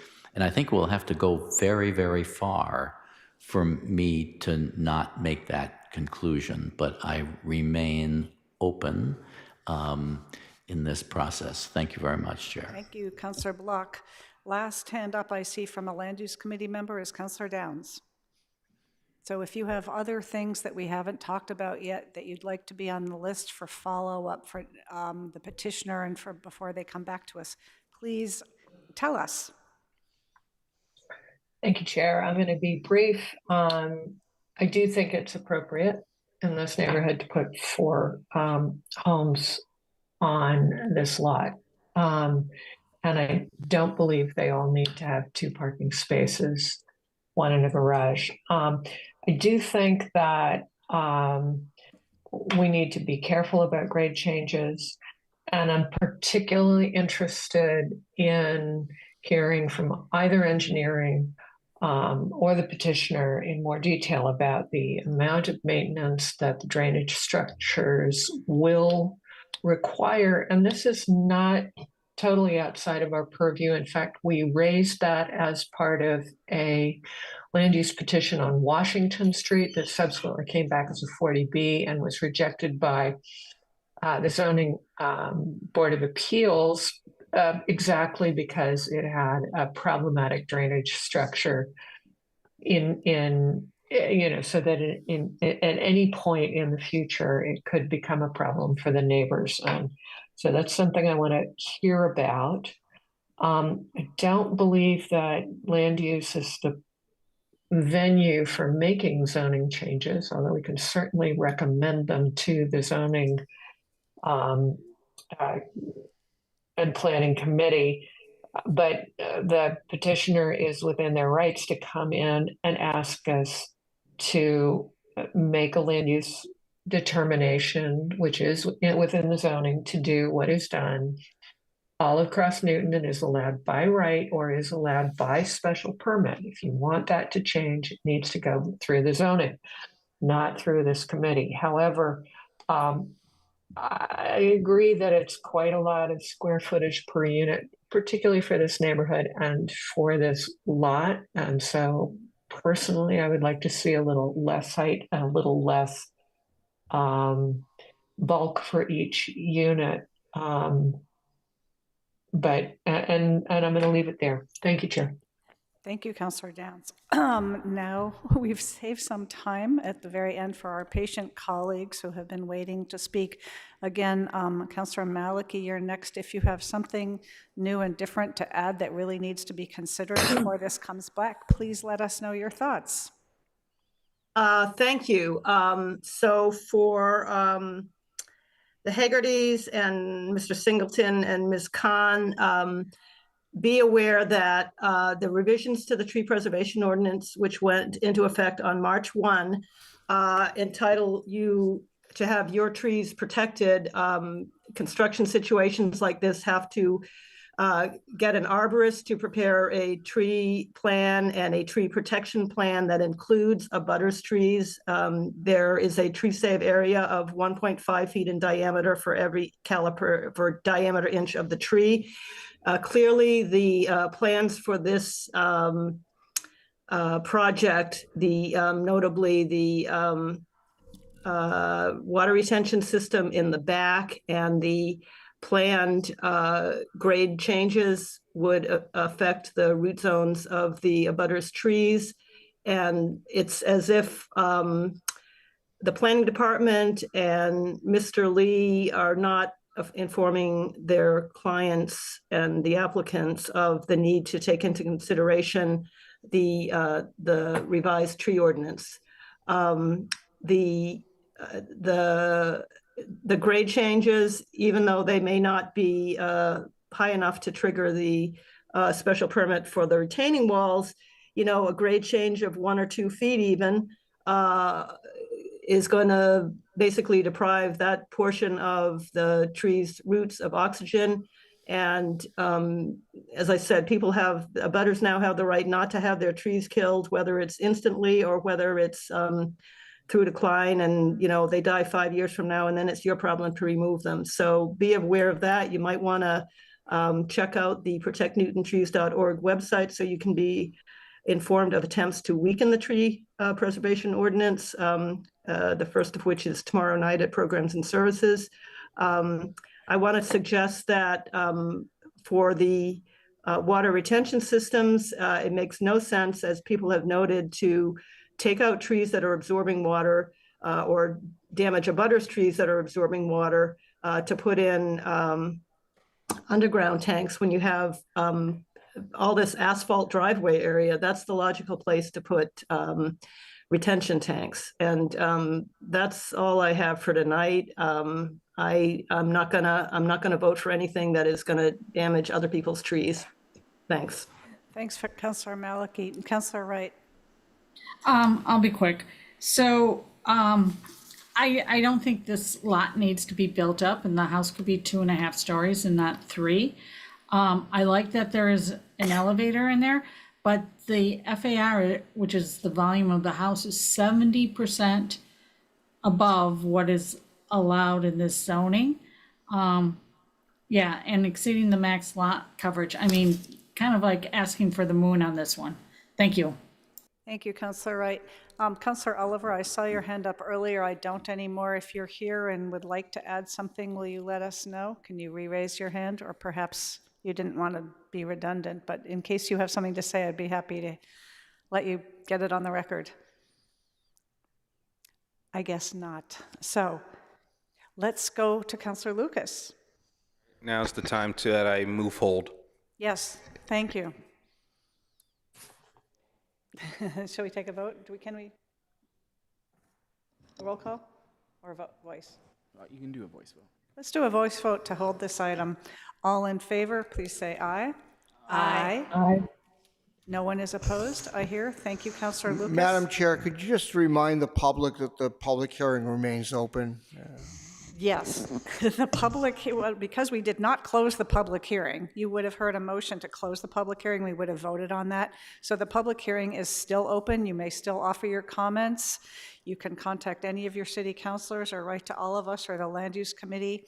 Reach out to the planning department or the councilors who were here tonight if you have further thoughts. But yes, it is open. And as you heard, we're recommending another neighborhood meeting with you folks and anyone else. New people or new thoughts that were not present at the last one. So we're not done with this. And thank you all for coming who came and put your time and the thoughts into it. We really appreciate it. Okay. So the next item we have is number 423-24, request to allow 3 attached single-family dwellings to waive the required lot coverage, lot area, and side and rear setback requirements, parking in the front setback, and a retaining wall exceeding 4 feet in height at 15 Algonquin Road. Again, planning will lead us off. Yes, this is Kat Kimmett again from Planning. The Planning Memorandum presents a complete analysis. In this case, we recommend the committee pay particular attention to the massing of the proposed building, the grading, and retaining walls proposed on the site. I will turn it back to the chair now, but I'll be available to pull up any plans through NewGov and answer any questions that may follow after the petitioner's presentation. And I'll be available to prepare a draft council order if for when the time is appropriate, if it comes to that. Thank you. Thank you, Ms. Kemet. President Laredo. So, Ms. Kemet, I'm not going to repeat the comments I made earlier about the presentation. I want to be explicit. I understand you're following certain directives in the department as to how you present. I do not find this presentation sufficient for our needs. Let me ask some questions. This project was initially presented as a combined project with 15 Algonquin and 71 Comm. That's what we approved on a special permit. So the starting point is, my understanding is those 2 lots were combined. Are they now being separated? Yes, I addressed this in the memo. It was part of that bigger parcel, which has since been reconfigured. It is now a completely separate lot under different ownership. So what's happening on Commonwealth Avenue? There's a older house there, very stately house, and next door there looks like there's an excavation there. What's the plan for that?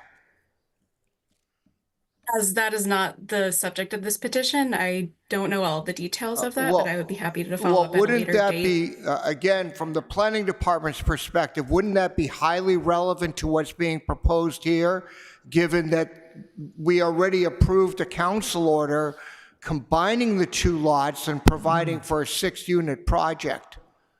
So the lots were never combined in that way. So it, But don't we want to know, as part of our planning, what's proposed by, I presume, the exact same owner, literally next door?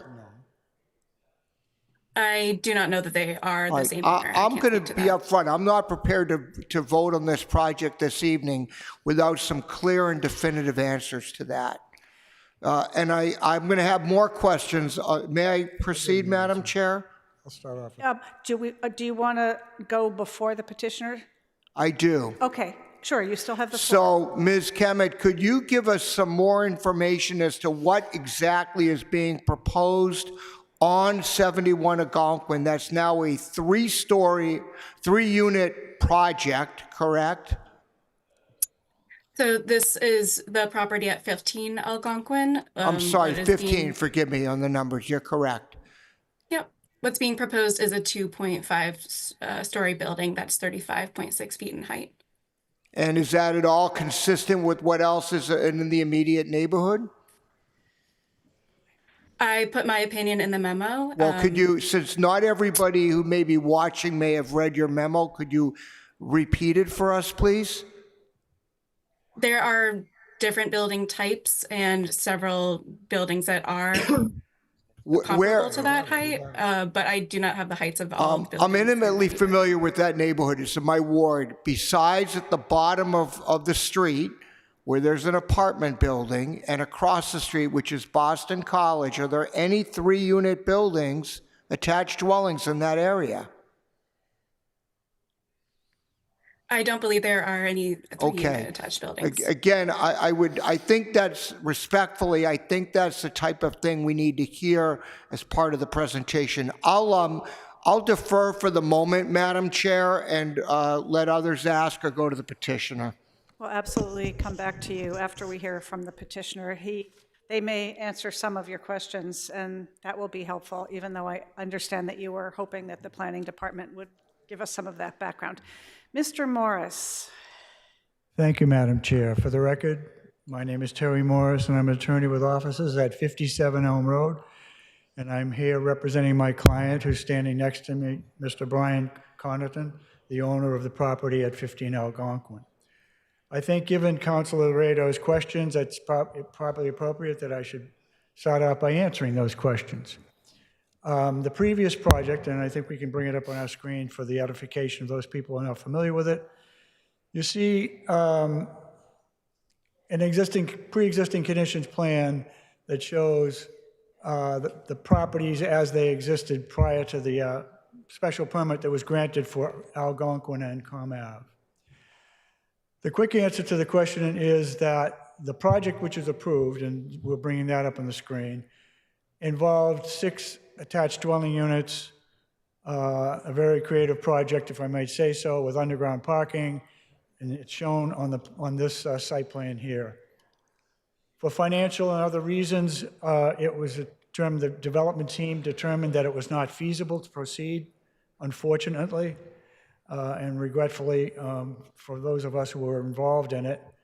And I know Councilor Laredo and spent a lot of time working with the neighbors as well to achieve that permit. However, given the fact that that permit was never exercised, the owner of the 3 lots decided to sell them. They sold 2 of the lots to my client, and the 71 Com Ave has continued to be owned by Mr. Oliveri, and every indication I have is that it is going to be used as a single-family home as it is now. The property that's next to this, that abuts this property and was adjacent, also has frontage on Com Ave, is a by right buildable lot for a 2-family dwelling, and that is Mr. Connaughton's intention is to build a 2-family dwelling. If in the course of that, other permits are required, you certainly will be, it's possible he could be back before you, but that's not a certainty. So we're here tonight to talk about 15 Algonquin. I guess we'll start off, we show the existing conditions plan. There are 2 things that highlight this lot. As you can see, it is a strangely, oddly shaped lot And it has a significant change of grade from the back of sidewalk, which is identified in the planning department memo, where the back of sidewalk is at 210, 212, and there's a steep drop to the rear of the property, if you could, shown the rear of the property, which is at 198, 199. It is this topography which pre-existed this development proposal that, back it out, that I presume caused the previous owners, previous to Mr. Oliveri, previous owners to build. You can see the outline of a very extensive single-family home with a swimming pool. We'll trace the outline if you could there, Brian, which extends back into what I'll call the nub of the lot, the rear portion of the lot there. We are proposing basically, and you could show the next site plan. Oh, actually, go back to the, you have the retaining walls. Because of the topography, the previous owners basically, what you see, hopefully you can see it outlined, it's in red on the screen, it may be visible, but you can see, if you follow those are the existing retaining walls that were built to support the current single-family home. We also have those retaining walls, virtually most of those retaining walls, the great extent of those retaining walls, are between 10 and 12 feet high. So that is the condition that we are dealing with.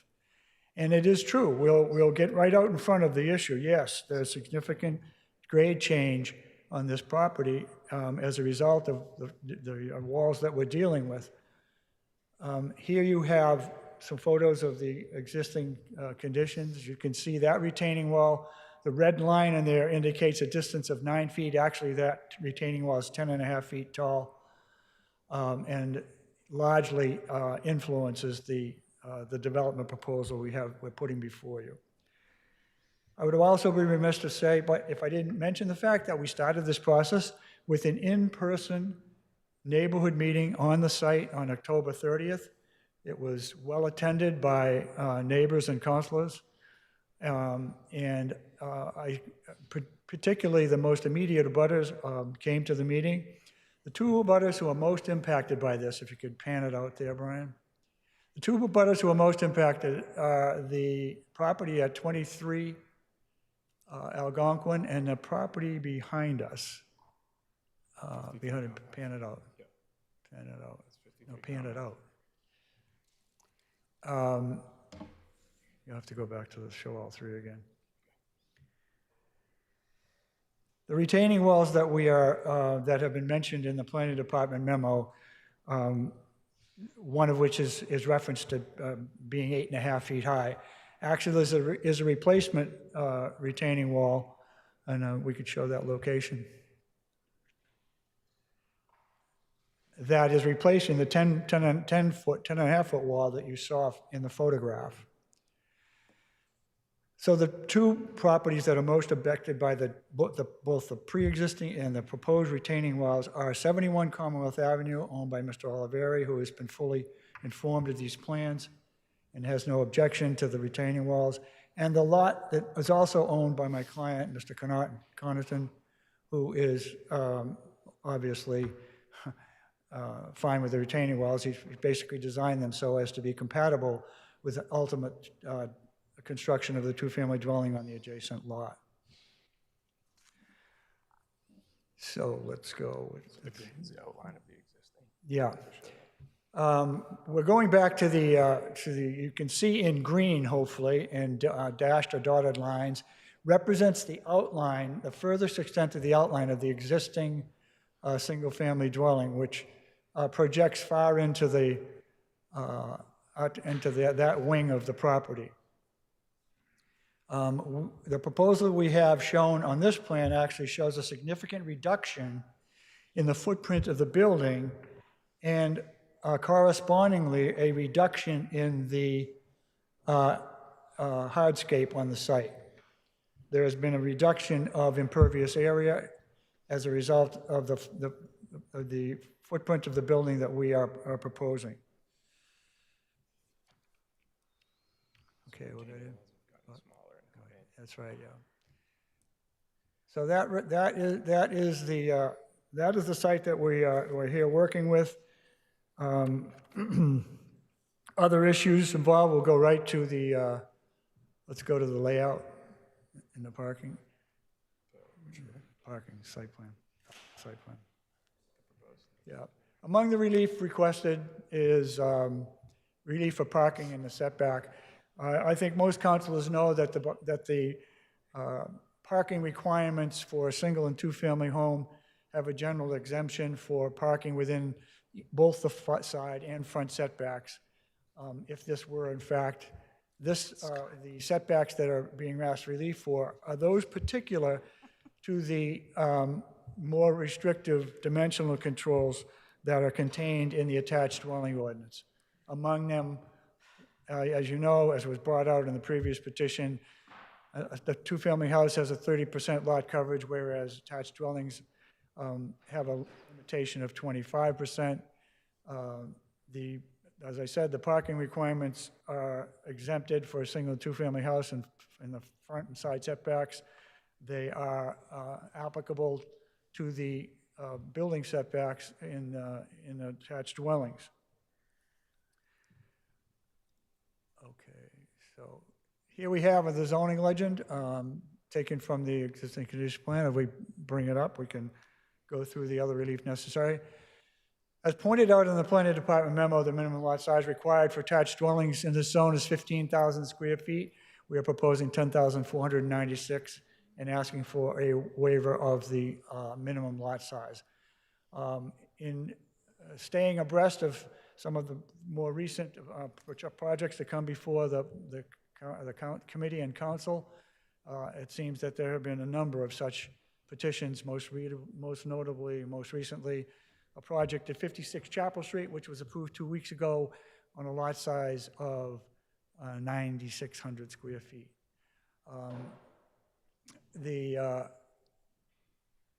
So you can see there the setbacks.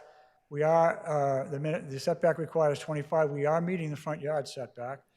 And the side yard setbacks of 10 and the rear setbacks of 17. I want to go to that rear setback of 17. If you then go, you'll see that the property that is impacted by that setback is actually the property that is owned by Mr. Connaughton.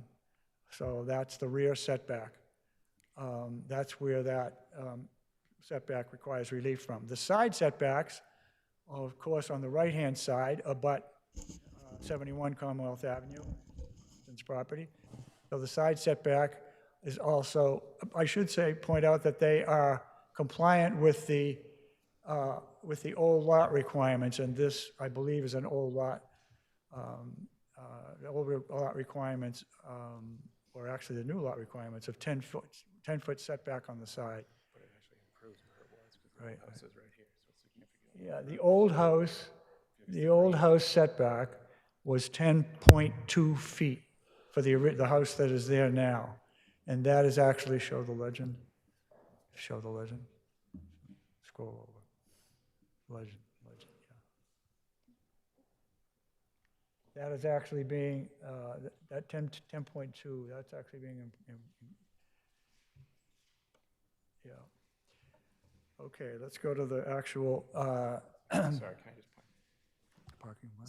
Sorry, if I could just point out one thing here too. It is 10.2 at the corner here, but if you follow this green line, that's the existing footprint of the building that's there now.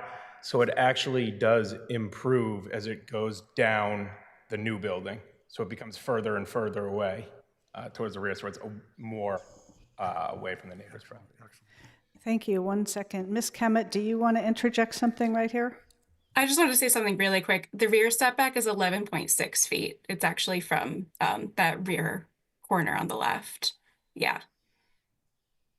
Right, 11.6 from this corner. Sorry, which that's also abuts the Com Ave property that we're working on. Thank you. Okay. Yeah, about your property. Right.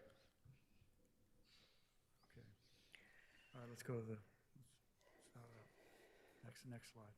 Go to the plans. Yeah, next slide. Okay. Okay, so here's a perspective view of what we're proposing here at 15 Algonquin for the attached single-family units. I'm gonna zoom in here a little bit.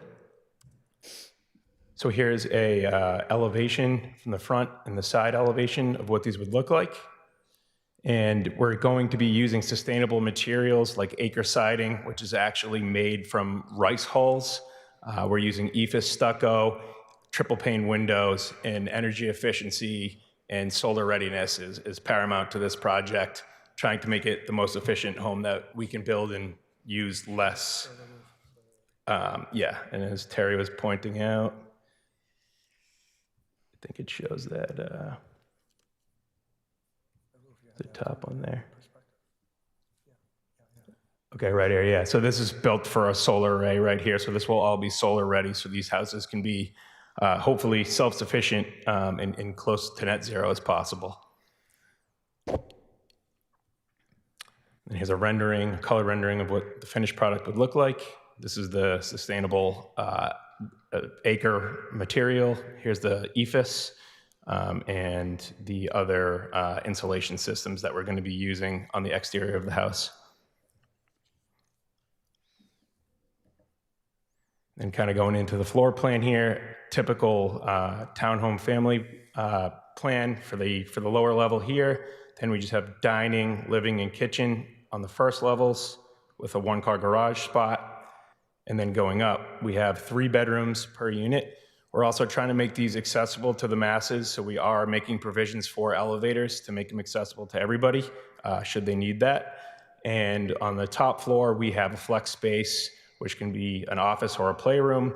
And if you see right here, this is the area that's shaded 7 feet or greater will be from this hash line to that one. And then that will slope down to a 5-foot knee wall at the back. And also, we would point out that the size of these units, as set forth in the planning department memo, including the garage space, is 2449. Without the garage space, the living area is 2,200 square feet for each of the 3 units, which are mirror images of one another. Go ahead. And then we thought, I think one of the questions that came up was perspective and how does it fit in with the neighborhood. So we actually did a study and created a video as well, just so you can see the view coming up Algonquin and see how this would fit in with the houses in the immediate area. And as you can see, in terms of height, it's pretty consistent with the 23 and 27 Algonquin. There is a significant grade drop as that goes downhill on Algonquin. So 71 ComAv does sit a little bit below it, but not too much. We also showed the Wobbin Hill residences as well across the way. And here's another side perspective. And then I can show you guys a quick video. Slow down, focus on that last. Okay. I'll show this. So this is what it will look like coming up Algonquin. There's Wobbin Hill here. Here's Algonquin Road. These houses are all to scale. I don't see they can see it. Oh, you're not. Okay. Well, let me see if I can just clear that one.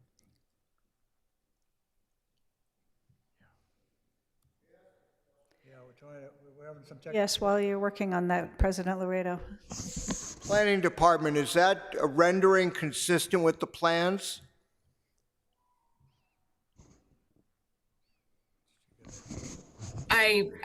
The rendering is not it's hard to tell if it's to scale, so it may be consistent in that it looks similar to what will be built, but regarding the grading and the height, we would defer to the plans that have all the numbers on them, which can be verified. So I didn't completely follow. Is it consistent or not? In other words, can we or should we be relying on this rendering? I think it can be helpful as a way to get a feel for what it will look like, but regarding the actual numbers and what can really be pinned down, I would recommend looking to the civil plan and architectural plans. I appreciate that. Thank you very much. If I can just follow up, in my experience, renderings are really helpful to understand massing and context, but particularly around grading, they're not necessarily to be trusted. Would you agree with that, Mr. Conover? I think these are pretty accurate based on the civil plans that we pulled, and these were modeled to scale. So this view here will show you the view coming up Algonquin right here. So you can kind Well, of. if that's the case, I'd like, if this comes back, I'd like planning in the interim to verify that. Thank you. What modeling program do you use? This was made in SketchUp. SketchUp. Pretty basic. It's fun. Show us. So you can, so you can kind of see this is as we're approaching. We have Wobbin Hill to the left and Algonquin straight on. 71 Com Ave here. I believe that's 19 Wobbin Hill Road. And then this will kind of do a couple of different perspectives. So you can kind of see it here from the Wobbin Hill side. And this will spin around again, so you can see the house again from the Wobbin Hill Road side. And Wobbin Hill sits significantly, well, not significantly, but higher than the current building.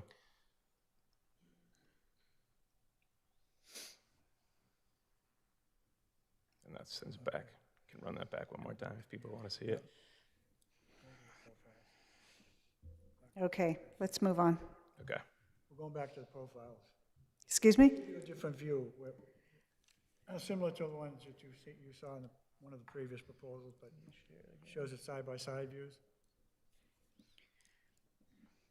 I'm just aware of our time. Well, I don't want you to skimp. I want you to be thorough. That's a joke. We've still got another item after yours. Okay. No, and then this just kind of reiterates what we just kind of saw in video. Lastly, we have the landscaping plan here. So we're trying to preserve, there's a beautiful weeping Katsura tree here at the rear of the property that we're willing and trying to preserve. And the same thing with a mature Japanese maple towards the front left corner.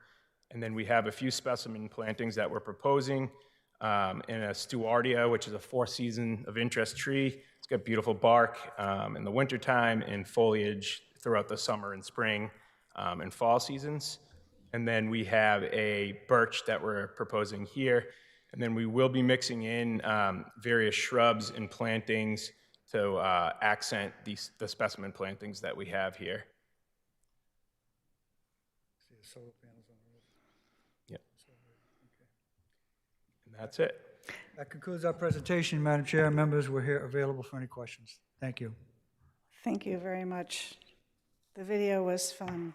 What we've learned from renderings is not to fully have faith in them, but I do think they're informative, and it was fun. And I don't think we've seen one quite like that in land use before, so thanks for giving us a little charge tonight. Okay, let's see if there are any members of the public who have any questions or comments. Everybody's tired. I don't see anybody. Oh, there we have David Oliveri. Hello, good evening. Hello, David. David Oliveri, owner of 71 Commonwealth Ave. I'm in full support of this project. My property at 71 Com Ave will be impacted tremendously in a positive way by Brian's proposal and project. Brian's built some projects around the city and does an amazing job. So we're in full support of his proposal, his project, and the work that he's provided and brought to the city of Newton. Thank you very much, Mr. Oliveri. You're welcome. Speaking as an abutter. Correct. Right. Let's see if anyone else would like to speak tonight. I suspect that we're not going to be voting on this tonight, so there's still more time. I don't see anybody. So let's hear some committee comments. Anybody from the committee have anything? Yes, Councilor Leary. Thank you, Madam Chair. This project seems to be a better fit for the neighborhood.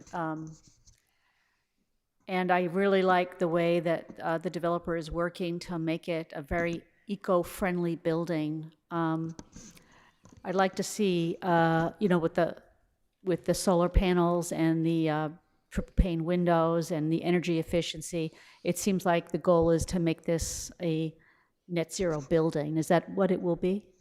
That's what we're aiming for, yes. Okay. So I think we're going to be holding this, but I also would just like to ask some questions. You brought up some of the landscaping plan. I like the way you're looking at preserving trees. And I couldn't see the amount of the difference in the open space. And I'm always a fan of looking for ways to reduce impervious surfaces, including along driveways and areas like that. I like that it's smaller units. So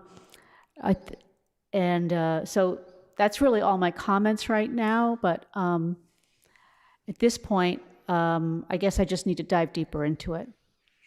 Well, we should have presented, we are picking up on a recommendation made by the planning staff in its memo. We will be putting in permeable pavers in each of the 3 driveways. All set, Councillor Leary? Yes. Councillor Lucas? Thank you, Chair. I think this project is headed in the right direction. I'm not there yet. There's one thing that always bugs me, and I think you know what I'm going to say. It's lot coverage. You're over. You're at, I think, 29%. Max is 25. Is there a reason why you're over and why you need that extra 4%? I think just because of the layout of the lot, I think it is a little bit denser in the front because it doesn't extend all the way to the back, but we do need the width to accommodate the elevators, the garage, and to have a functional first floor with the kitchen and dining. And I think if you do look at an MR1 zone, the lot coverage is 30%, which we are below. But for the attached single, I understand that it does go down to 25. So if this was a 2-family by right project, which I know that it's not, we would meet pretty much the majority of the criteria in terms of lot coverage. Yep, I understand that. The 2-family is a 30% lot coverage, but you want a 3-family. Right. So This is, you know, like if you want to do the 2-family at 30%, no need for you to be here. Right. But a 3-family, 25%. Yep. I mean, it's good that, you know, your neighbor, Mr. Oliveri, is in full support of this, and that's good. That's good to know. I'm just concerned about, and I hate doing this, setting a precedent to exceed lot coverage when I didn't hear a reason why you need to go above it. Like, I understand why, due to the nature of the site, you need to build into the setback. That I completely get. But in parking, I think you have some other waivers here about, I think it was parking in the side setback. I think that's what I read earlier. Or parking in the front setback, requesting to allow parking within 20 feet of the front lot line. That I understand, due to the nature of the site. But the nature of the site does not warrant, in my opinion, going above the lot coverage. That's where I'm at right now. So, I mean, if you want to respond to that, that's fine. But if not... We'll work on it. Okay, thank you, Mr. Morse. I think that's all I have for now. Other than that, I think, again, as I said, you're almost there. So, thank you. Thank you. Thank you, Councillor Lucas. Councillor Block, I see a member of the public has raised her hand. Shall I go to her first and then I'll come back to you? Melanie Renault. Thank you. Oh, yes, I live at Melanie Renault. I live at 116 Algonquin Road. And I really don't have a problem with this design. But what I would really like to see is that any plantings that they do on the site be native plantings. We know how important that is now for our native bee species. And it's an opportunity to, you know, if you're going to do net zero, then do native plantings and really ramp it up. Thank you. Oh, I love that comment, Ms. Renault. Thank you. We'll bring that back into the committee. Councillor Block. Thank you, Chair. This house is part of a development, I guess, very small development with the tile roofs and the stucco exterior of the house adjacent on 71 Commonwealth Ave and the house behind it has a fascinating story, which the immediate neighbor explained to a few of us yesterday. Mr. Ken and Susan Look, they like this proposal, but they quickly say they like it because the one we approved, the one this city council approved last year, was so terrible. So by comparison, they're happy. They still think it's a little large, and I really shouldn't speak for them, but they're not here. And I do want to share Councilor Lucas's comment on the lot coverage. At 29%, that's pretty significant. And if that could get down to 25, I think that maybe it's a 2-unit at that point, I don't know, but that's something to consider. So those are my comments. Thank you. Thank you. It's really helpful to get these comments. Anyone else have anything they want to say at this point? If not, I will ask Councilor Laredo if he'd like to make a motion. Thank you, Councilor Laredo, and that means that the public hearing will stay open. All in favor of holding this, say aye. Aye. Is anyone opposed? Thank you. A little delay on Zoom. Thank you all. We'll see you again. Good start. Thank you. Okay, one more. And, this is something we've had briefly before us, but never fully. And I admire the patience of many of us who were the docketers for this. This is number 262-24, which is a review of unspent mitigation funds, where this docket item asks that planning do a presentation that would include a list of unspent funds broken down by the project amount. They sent us a document about this, but we would love to hear the presentation, Ms. Sandoval. Hi, yes, so the memorandum that was sent to you has kind of an overview of the unspent development mitigation funds and the status of the how we are working on that. There is a spreadsheet attached which provides a breakdown of the council order, the project, the address, the condition which is related to the specific type of mitigation fund, the amount that was initially committed, and then the available amount that is remaining for each of the projects. So I am here to answer any questions. The planning department has been meeting quarterly with the Department of Public Works, Recreation, to make sure that these funds are being spent in accordance with the conditions of their specific projects. And many of these will require a city council approval for appropriation. And so those, you should be seeing those for those items docketed in the near future. And I think a couple of them have already been docketed as well and approved. So I will, happy to answer any questions, and I will defer to the chair at this time. Thank you. That wasn't quite the presentation I think we were expecting, but I see some hands up, so I'm glad you're here to answer questions. Councilor Lobovitz. So I have three questions. Since I'm new to this, could you explain how the amount is determined for each project? Sure. So the amount was what was basically prescribed in accordance with the order that approved the specific project. So so I made sure to kind of include the exact language for each of the items. So for example, you can see the first project that's on the list which is 209 to 211 Adams Street. That was a special permit that was approved fairly recently, 2024. And the mitigation was for off-site transportation improvements. And the amount that was promised was $56,675. And the available balance is what has been paid to the city by the petitioner so far, and that is the available balance is just over 28,000. So that is because for this project, half of the amount was due at the building permit stage.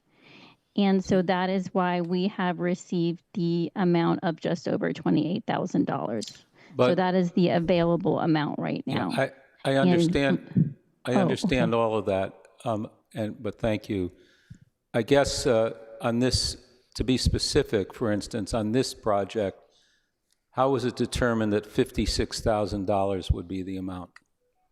That's what I'm asking. How did Oh, you come for up with that? 56,000 as opposed to 75,000? I would have to do a little bit more research I'm not on that. I'm not asking this specific one. I'm just asking in general, what is the formula? What is the process to determine how much is requested for that fund? So there's many different types of conditions, and each one is a little bit customized to the specific project and the impacts of the project. And so I know for some of there is a standard formula for the inflow and infiltration mitigation that is required by the DPW, and 75% of that can go towards offsite improvements, such as transportation improvements and things of that nature. And that is what they call the inflow and infiltration fee is a set number that is determined by the Department of Public Works, and there is a specific calculation that they use to determine that, and that is based on bedroom count. So just, may I follow up? Yes, you still have the floor. Okay. I'm still a little confused about this exactly how, because there are things like pedestrian, traffic, other things that are listed to address, and I'm still curious as to what the formula is or how the number, the dollar amount is determined. So maybe you could get back to us with more information about that, the process by which that's determined. And the related thing is, not all the money has been spent on every project.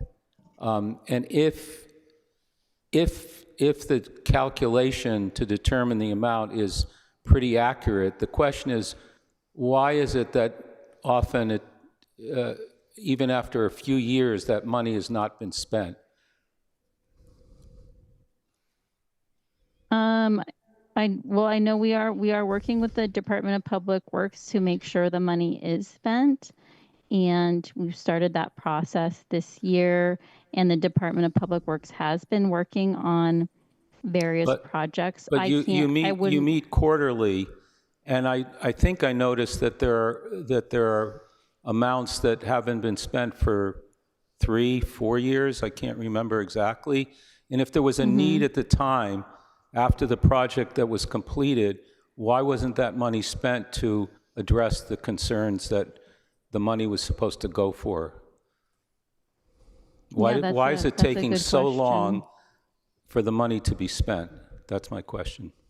That is a good question, and that is something that the DPW is working on. Okay. And my last question, I guess, is I don't know what the rule is in terms of using the money for that specific project, for instance.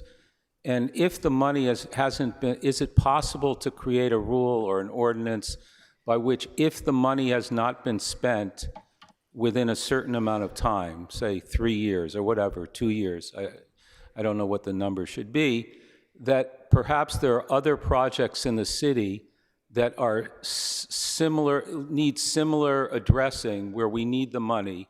For instance, improving pedestrian access or whatever it is, safety. Perhaps that money could, after a while, be fungible to be able to address. In other words, if there's no plan, even though you're meeting quarterly, there's still no plan to use the money. Could it be used? I'm just asking whoever can answer that question. I don't know who would be able to answer that question. Is there a rule that prevents us to create an ordinance or a rule that allows that money to be spent for similar purposes in a different part of the city where it's clearly needed, whereas obviously it wasn't clearly needed because it's still not used after several years? So those are my questions. Thank you. Thank you. Excellent questions. Councilor Laredo. So I want to thank Councilor Lovovitz for raising the issue. I actually went back and I see things as old as 2011 here. And Ms. Sandoval, let me make it clear. I know this is not, you're given this task, you're asked to present it to us. You weren't here in 2011 or 2012 or 2015 when the money wasn't spent.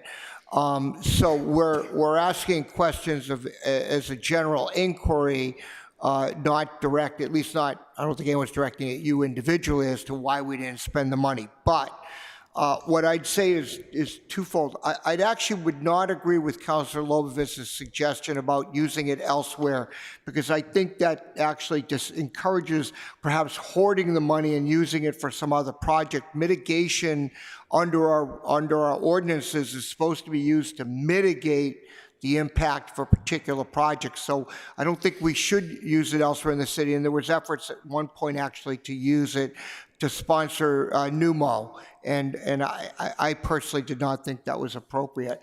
But leaving that aside, what I'm going to suggest, Madam Chair, is that we have this come back to us in 3 or 4 months.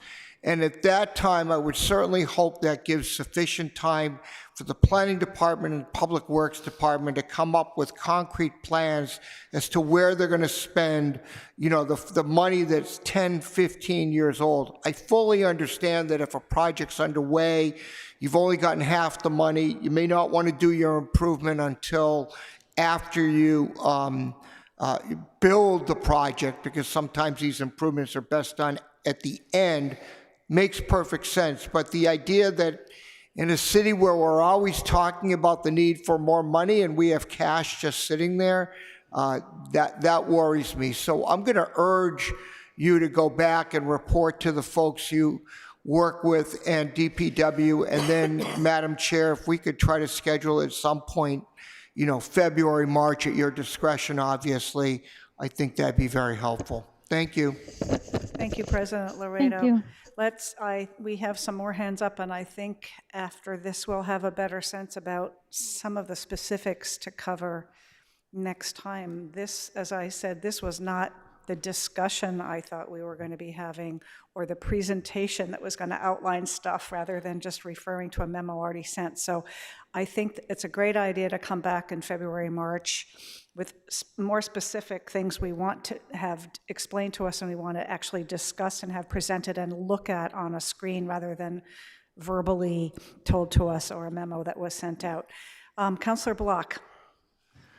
Thank you, Chair. I am particularly interested in how neighborhood residents are involved in these questions, these decisions about how to spend mitigation funds.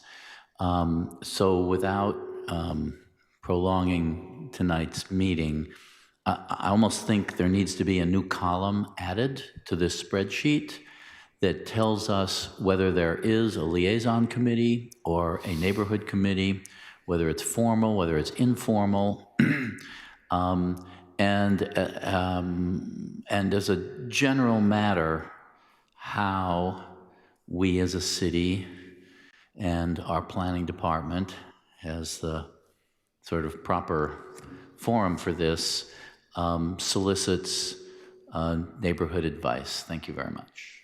Thank you, Councillor Block. Councillor Downs. I see you. Hi, thank you. Just briefly, one of the things that occurs to me is that sometimes the funds, arrive well after the project. And I know in Ward 5, we probably weren't even aware the funds from the hardware store were made available and then were finally available. And then they get designated for a specific, in this case, it looks like a specific project that was done by a different project. So now we have a certain amount of money set aside that isn't needed, or perhaps the project, when we do a larger Woburn Square improvement, that money might be used to help pay for that. But I would like to know how how the DPW is thinking about this, whether they have it earmarked, or have projects in mind that just haven't yet come to fruition, where this would be an add-on that would work to make something eventually possible. And also how counselors from the ward are notified, or in this case, area councils, that such money is available for these particular purposes. Because it's, outside of doing this kind of process, it's just not always clear that this kind of mitigation funding is even available. Thanks very much. Thank you, Councillor Downs. Councillor Lucas. Thank you, Chair. This is the second time this has come back, and I'm just going to try to briefly repeat what I said before, is that this information was in our budget books this spring. What the Ward 2 councilors did is what we met as a group, and we decided to spend the TRIO mitigation money on a traffic light at Washington and Lowell and a RRFB at Lowell and Page. Those have already been approved by the full city council, and we still have some money left over, and we're still deciding what to do with the remaining funds. But I encourage all wards, all the 3 counselors from each ward, to meet and discuss amongst one another and discuss how you want to spend the money that's allocated from one of these projects. And there is a column, it's the 4th column, which identifies the ward that you're in. So that's my personal advice, and work with planning, work with DPW. Ms. Sandoval, I do have just a brief question for you. For the Ward 2 mitigation, there's the Village Cafe and Rock's Diner. Again, that's from 2014 and 2013, respectively. There's $2,500 for each project. It's for pedestrian improvement and pedestrian improvement for each of these projects. What specifically, granted this is 10 years old, but how could that money be spent? $2,500, that's not a lot of money. So what is, could you just name off a few things that money could go to? Yes. So specifically, I think for those 2 projects, the DPW is looking at those to help fund a bus shelter. So, just trying to use some of the smaller amounts of money and pull them for maybe a smaller project, but still, I think a bus shelter costs almost $25,000. So maybe grouping some of the smaller monies and then having some of it be funded by the DPW's already existing budget is how they are thinking about that right now. Because there are some mitigation funds are very small amounts, so they would have to be grouped and put towards another project. Okay, but that's a lot of money that DPW is going to have to fund for the bus shelter. If it's over $25,000 and we only have $2,500, we need to find the remaining 90% from the DPW's budget. It seems like a heavy task. I'm not saying bus shelters aren't important, but certainly this conversation can be taken offline. And one more thing, speaking about bus shelters, the Ward 2 councilors, specifically Councilor Mickley, had an email into planning and DPW about a bus shelter across from Garden Remedies on Washington Street. We were told that the bus shelter would cost over $25,000. We do have $25,000 in mitigation money. It's just, do you have an update on that at all? I don't have an update on that specific project, but I can give you that when we next speak about it, or by email. Yep, that's fine. If you could just email the Ward 2 councilors, and that's all. And thank you, Chair. Great. Thank you, Councilor Lucas. Councilor Maliki? Thank you. And I see there's a couple of items related to West Newton, including the one dating back to 2011, $2,000 that was going to go to countdown signal heads on the traffic light at Cherry and Washington Street, which probably has been rendered moot by the major project of a few years ago that subsequently happened. So I think I'm happy to get together with my fellow Ward 3 councilors and figure out what to do with that. Maybe Captain John Ryan Park, more improvements. But on that topic, so there was money in here from the 1314 Washington Street that was anticipated to go to Captain John Ryan Park, but that is so uncertain as to its timing that the city is going to go ahead and do some improvements to the park with ARPA funds. So I guess we would be looking for a new use for that. But that kind of made me think. That's an example of where we extended a special permit, and some of it's on us. We don't do projects right away, and the longer we take, the less that money buys. But if it's a special permit that's coming in for an extension, maybe we ought to be making, along with the extension, index the payment owed to reflect the fact we're going to have inflation before we get to collect on it, and it's not going to buy as much as we thought it was going to buy when we first agreed to the amount. Thanks. Thank you, Councilor Maliki.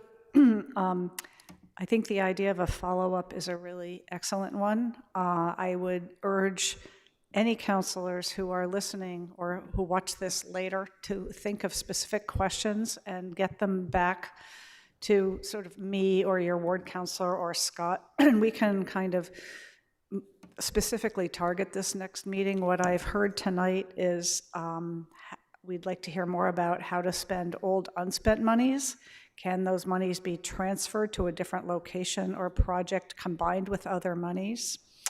What is the process for making decisions, and who makes those decisions? What input do residents, the city council, area councils, or the DPW have?